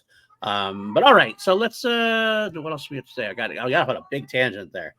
Big tangent there. Tangent. that was Mount Tangent. Mount Tangent, exactly. So let's go back to the rest of the briefing there as we were. So we're still in the briefing? We're still in the briefing. Omega starts running away. She runs and gets Crosshair. And it comes to start being the best part. Crosshair is like basically pushed into escaping. But he does get into it, which is cool to see. Like, again, we get to see Crosshair's development from episode 1 where he was like, I ain't doing anything, leave me alone. Every time she saw him, it was a little bit softer, a little bit like not necessarily not cuddly or anything like that. But by the end of the time we get to this episode and this breakout, it's kind of earned enough where he's like, all right, let's just do it. Fine, let's just do it. And they get out. They have a good action beat. We go to the kennels where everything has been established in episode 1. They get out of Mount Tantus through Batcher's his cage, little chute where he's let out, and they get out. So Hemlock gets pissed. Emery Carr tries to stop them. This is where Emery Carr's naivety comes into play. I think she is still Hemlock girl at this point because Hemlock's all she's known. I still feel like later on we're going to get a different story with her. But they get out of the break. Let it go. I think we will. Emery's going to be a good girl at the end of it. I'm telling you. But Hemlock sends out the forces, sends out the troopers, sends out the. Then she sends in the hounds. Sends in the hounds. That's right. And they all go out and attack. And Crosshair and Omega. We're gonna get into some of this. I know we're gonna get into some of this next stuff with our segments. So I won't go into detail here. But suffice to say, Omega and Crosshair do escape with the help of Batcher, who comes back into play, of course, as we knew. Crosshair works through some things. Omega works through some things. But the crux of it all is that by the time they're about to get taken down, Hemlock is ready to kill them both, including Omega, which surprised me a little bit, but I guess maybe he's a little tired of the situation. And according to don't need her alive to get her blood. And not only that, well, they do need her alive because they don't have enough of it. They're probably what you don't. I think what you missed because that's why at the end they let her go because he lets her go because they need her alive. They said that, but I think the issue is because of what Nala Se had been doing all along. Nala Se had basically proven that Omega. It's almost like Nala Se had proven that Omega was worthless. Like Omega wasn't the cure-all that Hemlock thought she might be. Like they were going after Omega at the end of season 2 because they thought she was possibly a cure-all and what could be a potential for really moving their Project Necromancer program forward. But Nala Se had been testing her for 164 days or whatever it was, and to no avail. So Hemlock is almost to the point it feels like he's giving up. Like Omega isn't doing it. We're going to have to figure out something else, some other way. But the first time, Nala Se is not the one in charge, and Emery does the testing, and the testing comes back. She actually tests Omega's blood, and Omega is the key to necromancer because the M count isn't degraded at all with her blood. So she quickly brings that to Hemlock's attention, and all of a sudden Hemlock's like, oh fuck, call them all off, we need Omega alive, basically. Which lets them, though, that Hemlock's willing to let them escape and leave the galaxy or leave the system, the ship, and go, it's all right, I got the power now, I can track her down. I tracked her down once, I can track her down again, and I have the full empire at my back to track her down. So he's confident. So that's the end of the tale, is that Omega and Crosshair are away from Tantus. We don't know where they jump to, but they're away. And Omega is the key to Project Necromancer, and Hemlock's gonna have to track her down again. And that's where we end off with the mission briefing. So great episode. Let's go through the categories, and we'll finish up with some notes, and we'll wrap it up here. The Bachelor, who was your bad batcher of the week this time, my friend? I'm gonna give it a Crosshair. Me too. I'm gonna call it out. Crosshair is mine as well, easily. Not just for like the redemption arc, or not even redemption, the atonement arc that he's kind of going through. Mm-hmm. But like, he's essentially lost his one ability, and he's got the shaky hand, but he's still like fighting through it. Yep. So we're seeing Crosshair lose his greatest strength, but still carry on through. I don't think we would have got that if he was on the other team. I feel like he would have, if he was still like the commander of his troop, he'd have been like, I'm going to stand back and I'm going to let you guys do this. No, absolutely. I agree with you. Crosshair is my favorite of the week as well. He made the most progress, character motivation moving forward. He's still a broken man. I think he's always going to be a broken man. I think that's part of his thing. He's never going to be fully fixed. But there is a way he can still live. He can still find his family. He can still fight, even if he's a little bit broken. He's never going to be quite the same character he always was. He's learned a lot. And I think by the end of the season, I'm going to call it now, I think he might be my favorite Bad Batch this season. I think we're going to get a lot of him. He's the tech of this season. Yeah, I agree. That's a good juxtaposition there. I'm going to move that right into iSpec, the favorite lines of the moment. I think we both had the same one here too. I think we did, because you tweeted it and I said it as well. Of course he did. Yeah. Oh, the heart. Oh, crushed me. It crushed me so much. Obviously, which also implies that he knows, right? Yes, of course he knows. He knows what happened, because he knows what happened. Omega says we need to find Hunter. We need to get in touch with Hunter and Wrecker. Yeah. And there's no moment where Crosshair's like, "What about Tech?" Like, right. He just accepts it. So I feel like he knows. And with the way he said it was almost just like of course that rat bastard did. It was a moment of amazing, because Tekken, it brought me back to like season 1, where Tech had quote unquote stood up for him, and he wasn't standing up for him. He's just like, I don't know just because I understand you doesn't mean I agree with you, which a Tech line had. But in a way, it's the fact that Tech did understand Crosshair. That meant something to Crosshair. That still does mean something to Crosshair, I think. Because he understands Tech right back. And it was just a magic line. Of course, she says, according to my guess, to say, Tech made me memorize them all. Of course he did. Yeah, just a great moment. Perfect moment. It's part of the reason why Cross was my favorite batch of the week as well. They were very similar in regard of like, you would think that Hunter and Wrecker would go to a bar together and be just hanging out, whereas Wrecker's probably Tech's going to be back on the ship, just like playing with his little contraptions. Crosshair's going to be in the corner cleaning his sniper rifle over and over again with his OCD. Yeah, 100%. He for sure has OCD. Oh yes, of course. I think they all do, to a degree, to be honest with you. I think all the batch does. All right, let's move on then to put that in your holocron and Snoke it. I'll allow you to take the lead on this one for yours.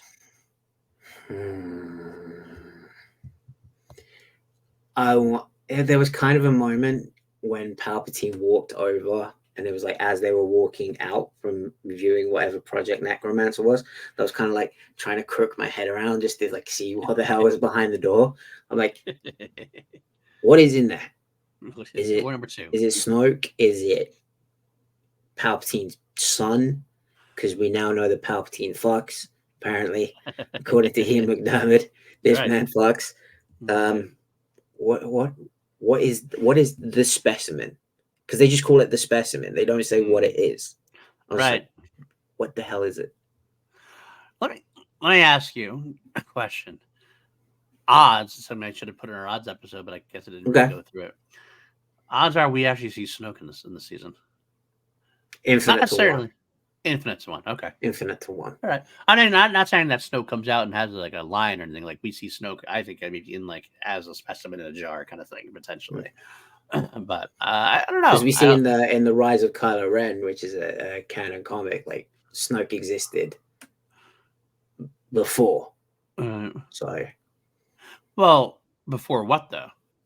Before Exegol. Right. No, he did. That's what I'm saying. Well, he existed before. Wouldn't he exist here on Mount Tantus potentially?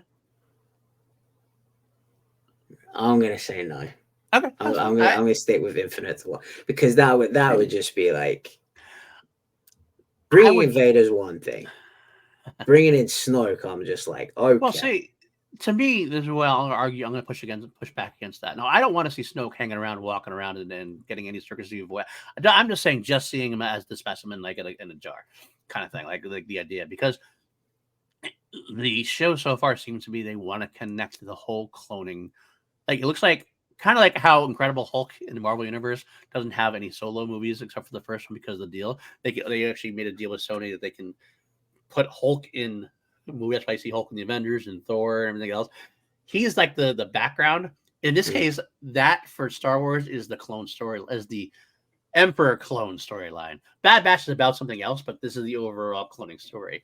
Snoke is a big part of that part of the cloning story, which we don't know about yet. So having him appear as the specimen in a jar would connect together episode 8 and 9 to a degree. Episode 8, 7, 8, and 9 with the cloning stuff that Palpatine's coming back, connecting it back. And we know that Snoke was a failed, as Palpatine said, not failed necessarily, but he was a clone of Palpatine that didn't quite go right.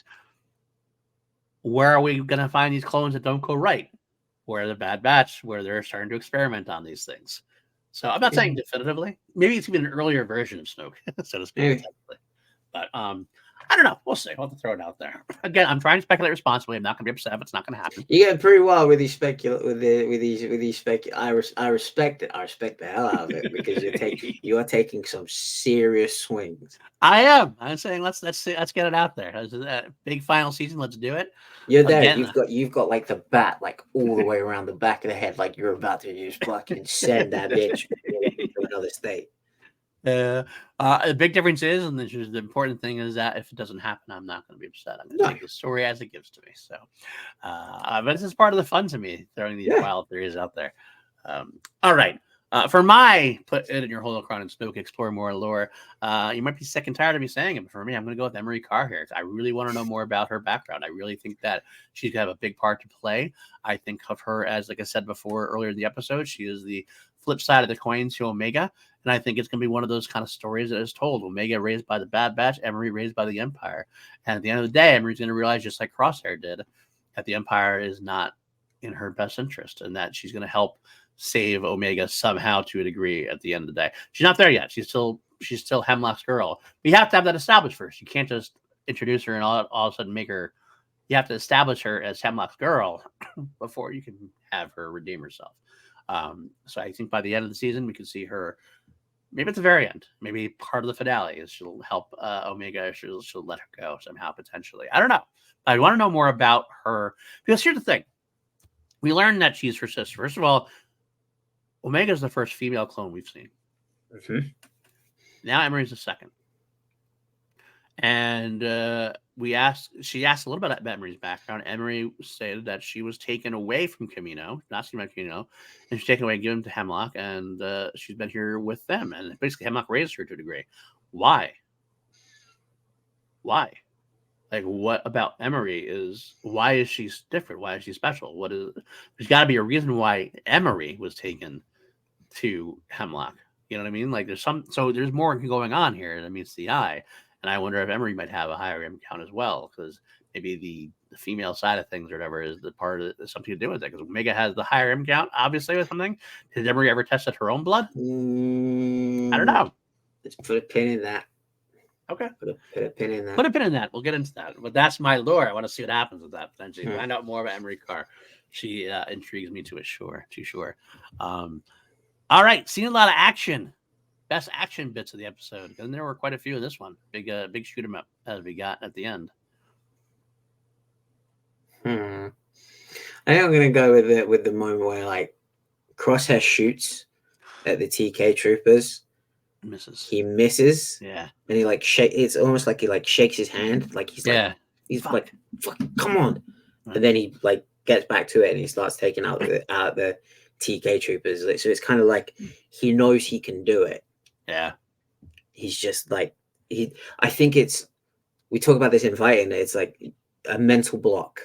Yeah. Like it's more mental than it is physical. Like if you have that, you can have all the skill in the world.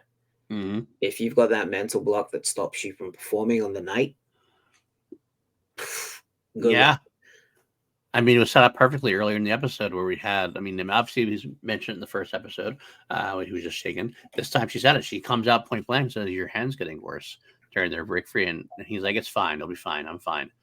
And then we see it happen. It's like, okay. I think it's the more he starts to like doubt himself, yeah, the worse it gets. Absolutely. He really, I agree. That's actually my favorite moment of the week as well. However, I will take that aside and I'll give you a second one just because, for the sake of another fun moment for me. Batcher to the rescue. Mm-hmm. And you knew it coming. It's something that's kind of, it was bound to happen. You could see it coming a million miles away when she let Batcher loose. And Hemlock had said, like, he's going to die because you domesticated her. So you put her into the wild, he's going to die. And that's what science says. Science will tell you that, like even like in this world, if you domesticate a wild creature and you put them back in the wild, they're going to die because they can't handle themselves. And that's the case, but not always. And Omega has always been about the individual instead of like the proving things wrong. I should say. Batcher proves them wrong. Batcher shows that the connectivity between them is just as important as not being domesticated, so to speak. So Batcher comes to the rescue, takes out a trooper. And we get as Crosshair starts flying away. Right. There you go. Crosshair leaves, starts flying away, and she gets him on board. So we have a little pet. We know Wrecker's going to love Batcher when he meets her. Like, to be honest with you, I can't wait to see that. So that was my other action bit at the moment, which I really liked. So, all right. Laugh it up, fuzzball. Your favorite funny moment in this episode? I think it was like the moment where they're looking for the shuttle off the planet, and Omega's like, "Oh, all the shuttles are locked down. Oh, apart from the Emperor's, we can steal that." And Crosshair's just like, "What?"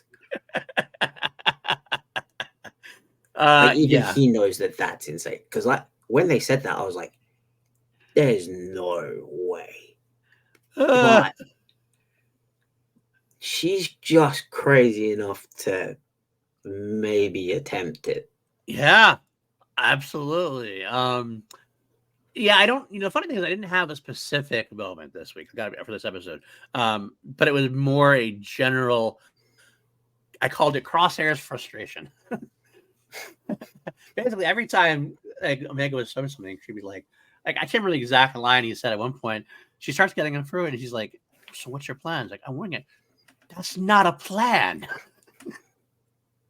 This coming from him who has spent so long in the Bad Batch, where they have a plan literally for everything. For everything. And like, that's not a plan. He gets so frustrated with her. But he still goes along with her, which is the best part about it. He's like, all right. Like she even said, well, we're in it now. What do you want to do? All right, let's do it. And I know this isn't a funny moment, but the reason why that funny moment works for me even more is the fact that it leads to the next moment, which we already talked a little bit about, but the moment where he turns and she's like, "I'm sorry. I thought I could do it or whatever." And she's like, you talking to her, you got us this far. Not we got this far. The Crosshair made that moment of saying, "You know what? You did a great job. You got us out of here. You got us this far. and we're not through yet. Hmm. And it's this great moment of acceptance and Crosshair like accepting Omega finally. So it's that great moment of care together, which we knew was going to happen eventually. It had to happen, but but it started with the frustration part. So it's part of my favorite moment of that. So, all right, let's go on to Parsecs. Out of 11, what do you give this episode, my friend? I'm gonna give a 9 because we're starting to ramp things up a little bit here. So I think I'm gonna give it a 9. I am going to give it a 10. I loved it. I thought it was exactly where we need to go. I hesitate in saying maybe I might eventually, as we go off the season, knock it down to like a 9.5 to give other episodes a little higher as we go through. But it's exactly what I needed. I think it was a great idea for them to release the first 3 episodes, quite honestly, because episode 1 and episode 2 were those kind of slow burns up. By episode 3, it's like, all right, this is what I think a lot of people expected from episode 1. So right off the gate to get something big and momentous. And there's a lot of things that happened in this episode that made a big and momentous episode. So at that point, I can't not give it a 10. I got to give it high marks. I'm excited where we're going and I'm excited what to see next. Of course, next week, I'm interested to see what happens next week when we get to cover just 1 episode instead of 3. Yes. Is a little tired going through 3 episodes, trying to break them all down. I love it, but it is tiring. It is definitely hard work. So let's get into our final segment of this episode of Holy Snokes, rather, as we go on to look into next week's A Different Approach, which is the name of the episode next week. Let's talk about Force Vision. Force Vision. Let's Premonitions.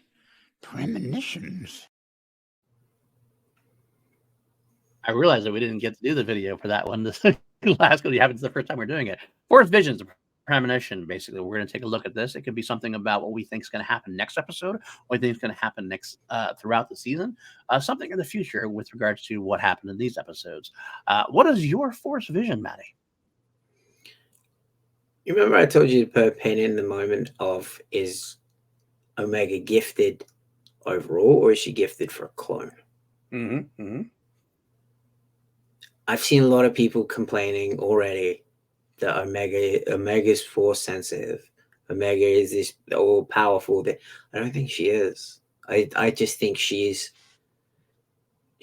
gifted enough for a clone. Because it was the moment that Emery mentioned about the blood being degraded. When you look at this like chemistry, right? Like basic chemistry. You want to transfer the blood into a petri dish before you put it under the microscope. I don't think Omega's the blood. I think she's the petri dish because it's a core theme of Star Wars, right? The natural versus the manufactured. I think the more you alter the clones, the further away and the harder it gets to replicate the M count and get it solid each time. Each time it's going to go down a little bit because you keep messing with the formula, you keep messing with their DNA, and it's going to degrade. The more you mess with it, the more you test it, it's just going to get worse and worse. You're essentially just continuing to dilute it down. You're getting further away from this natural cosmic energy that the Force is. It's Palpatine's blood they want to copy, not Omega's. Right. It's his M count that they're trying to genetically copy. She's just the petri dish because she's the closest thing that they have to a clone that can replicate it because she's unaltered. Her and Boba are the only two that are unaltered. They don't age. So I don't think she's like force sensitive in terms of like she could be a Jedi. I just think she is like the purest strain that they could get because her genetics are so unaltered. She's a 1-for-1, albeit a different sex, to Jango. She's her and Boba. They could probably run the same thing, the same test on Boba, and it would probably come out the same thing because her blood it's not, I don't want to say pure because like she is still a clone, but she hasn't gone through the alterations. She hasn't gone through any of the like the manipulation with the DNA that the clones did. And that also speaks to me because I said this to a friend of mine earlier. And they were like, well, how do you explain her gifts then? She's like, because Hunter has his gift, Crosshair has his gift. I'm like, maybe she's just naturally gifted. Like Django was a high level bounty hunter. Boba is a high level bounty hunter. Right. So maybe she's just naturally gifted. She doesn't have to have this backing from the Force. She's just gifted for a clone because she hadn't had her DNA ripped apart and put together and manipulated and coded down, because it's like the further you get away from the natural order of things, right, the harder it becomes to replicate. Well, that's a great point you bring up, and I kind of mentioned this on my odd show, and I mentioned this before, way back in the day. I had this theory between episode 1 and episode 2, and I was reviled for it. I had this theory that Palpatine was a clone of Darth Sidious. It was like, oh god, it's so obvious, Palpatine is Sidious. In my head, I was like, yeah, but maybe Palpatine was the clone of Sidious, because I kind of had this idea, like maybe you couldn't. It's funny that that's coming out now, because my theory was you couldn't clone Force users, or why would Palpatine just have cloned Darth Maul and had like 1,000 Darth Maul warriors, kind of thing? Like, what, you can't clone Force users. So Sidious cloned himself to create Palpatine to be the face, and that's how Palpatine would go in front of the Jedi Council. And Jedi Council don't feel anything because he's not Force sensitive, right? They don't feel anything. And so when the time came, Anakin was going to kill off Palpatine. My theory that Anakin was going to kill Palpatine, or somehow, and then Sidious was going to come forth and be the Palpatine, so to speak.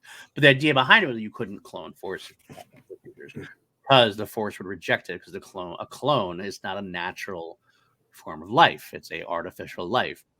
That kind of went to the wayside a little bit when Yoda had that big moment, obviously the first episode of Clone Wars, ambush. We mentioned that you're all in the Force's eyes specifically. But I think there is a way to combine the two in terms of, yes, they are alive. Yes, they are people. So yes, they have connection to the Force, but because they were artificially created, and maybe they aren't as connected as a natural life person, which makes sense.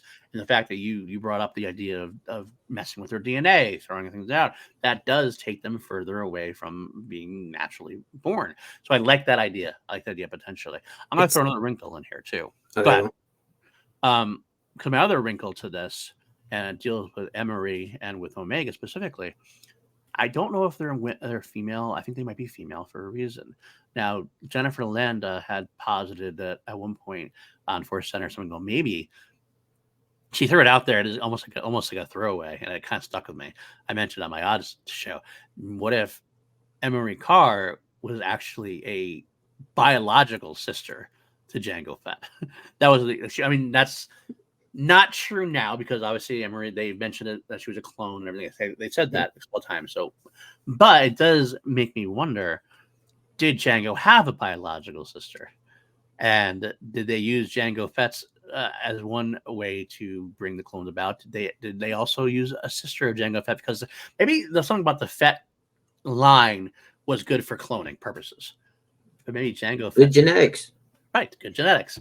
Maybe Jango Fett's sister was a Jedi, or a Padawan, or something like that, or something to that effect, or a Force user, or something like that, or potentially. So maybe the female side of things actually had a more gifted connection, a more higher M count, and maybe that's why that would explain why Emery Carr was brought into Hemlock specifically, and why Omega is so important, and it's a connection there. I'm just throwing a lot of apples up in the air. I was gonna say, like, you started to have me until the sister, maybe a Padawan bit, that I was like, oh yeah. Well, I get what you're shooting, but that's just one of those apples. I'm just saying that there's some reason we don't know about, but there's some kind of potential out there. I get you're not hanging your theory on Jango's sister being a Jedi. No, not at all. That's just like having a more, and this is why I bring up the term gifted. Like, they are more, like, they have a stronger connection to the living force, which is completely viable because, as I said, Django is insanely gifted bounty hunter, as was Boba. My whole thing is I see a lot of people saying how of course Omega's force sensitive. They're probably gonna make her a Jedi next. It's like no, she's just the closest thing. What is one of the core themes of Star Wars is the natural versus the manufactured, the clones versus the droids, the rebels versus the big machine of the Empire. Right. She's the closest thing to the natural. She's not natural. No. But she's the closest thing to it. Yeah, absolutely. So a lot of potential up there. A lot of potential. We're going to find out. I think it's definitely something we're going to learn more about. It could be nothing. We could be totally we could be completely off the reservation. But it'll be interesting to find out. All right, I'll go with my first vision. A lot more minor, a lot more point specific, and going to happen this season potentially. But I think it's almost a no-brainer. But I want to see it happen. There's going to be a moment where the batch is obviously going to reunite with Crosshair and Omega. That's what I feel like at this point. Mm-hmm. There's going to be a moment where the batch is going to depend upon Crosshair making a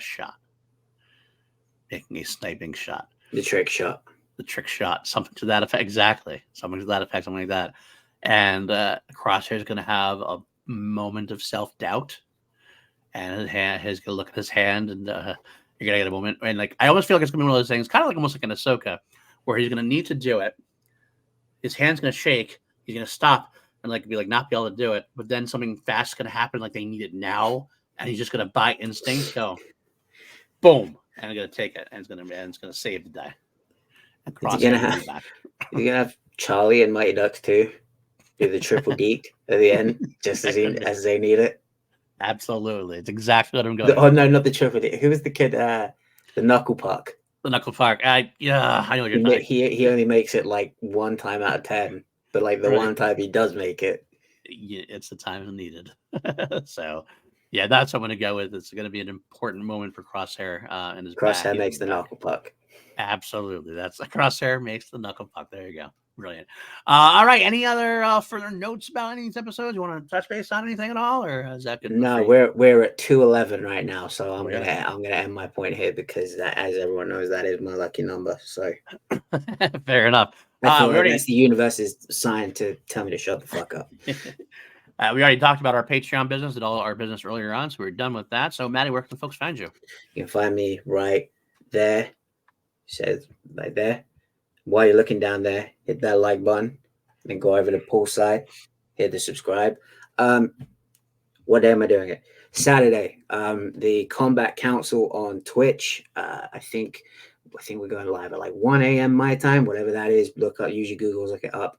For this week's UFC, I'm going to be a guest on their Twitch channel. We're doing a live watch party of the fights this weekend. And I can't remember. I think it's Brandon Royval versus Brandon Moreno in Mexico City. So the crowd's going to be wild. And yeah, I'm going to be a guest over there. So the Combat Council on Twitch. Go check them out. I'm going to be there. Have a good time. Sounds good, my friend. All right, I'm at Paul_News on the old Twitter. All sorts of Blue Sky and stuff as well, but I don't really go there very often. Hopefully, eventually, Blue Sky and Threads will start taking off, and we can move everything over there. But until then, you never know. You can see me all over this channel. We got a lot of stuff going on.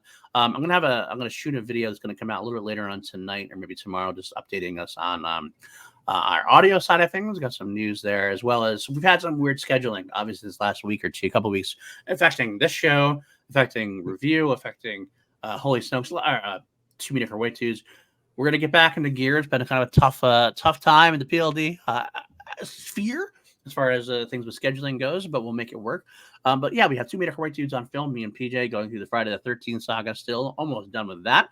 Doing review with Lego, going through the V franchise from the 80s. I'm going to be almost done with that, going into the 2009 remake next, or reboot, shall we say. Big Blue Box, when the Doctor Who comes back, we'll do something with that. And I do, of course, my Crown Jewels. Every week we do an episode about Queen song. This week is a demo called Feelings from the News of the World Sessions. It was only released. I think I know that one. Yeah, it's a demo only. It's a bonus track and the 2011 reissue and a 2017 box set. Cool, fun, quick rock and roll track. But yeah, so we're having a lot of fun. Good subscribers going up there. 526 subscribers now on this channel. We're trying to make that push towards 1,000. We still got Maddie going to do the watch along on Patreon for the holiday special at some point. We'll figure that out soon. But yeah, that's it. Until next time. Next week we'll be covering the Bad Batch season 3, episode 4. And we'll probably throw some news in there from the last couple of weeks as well. But until then, as always, my friends, may the Force be with you always.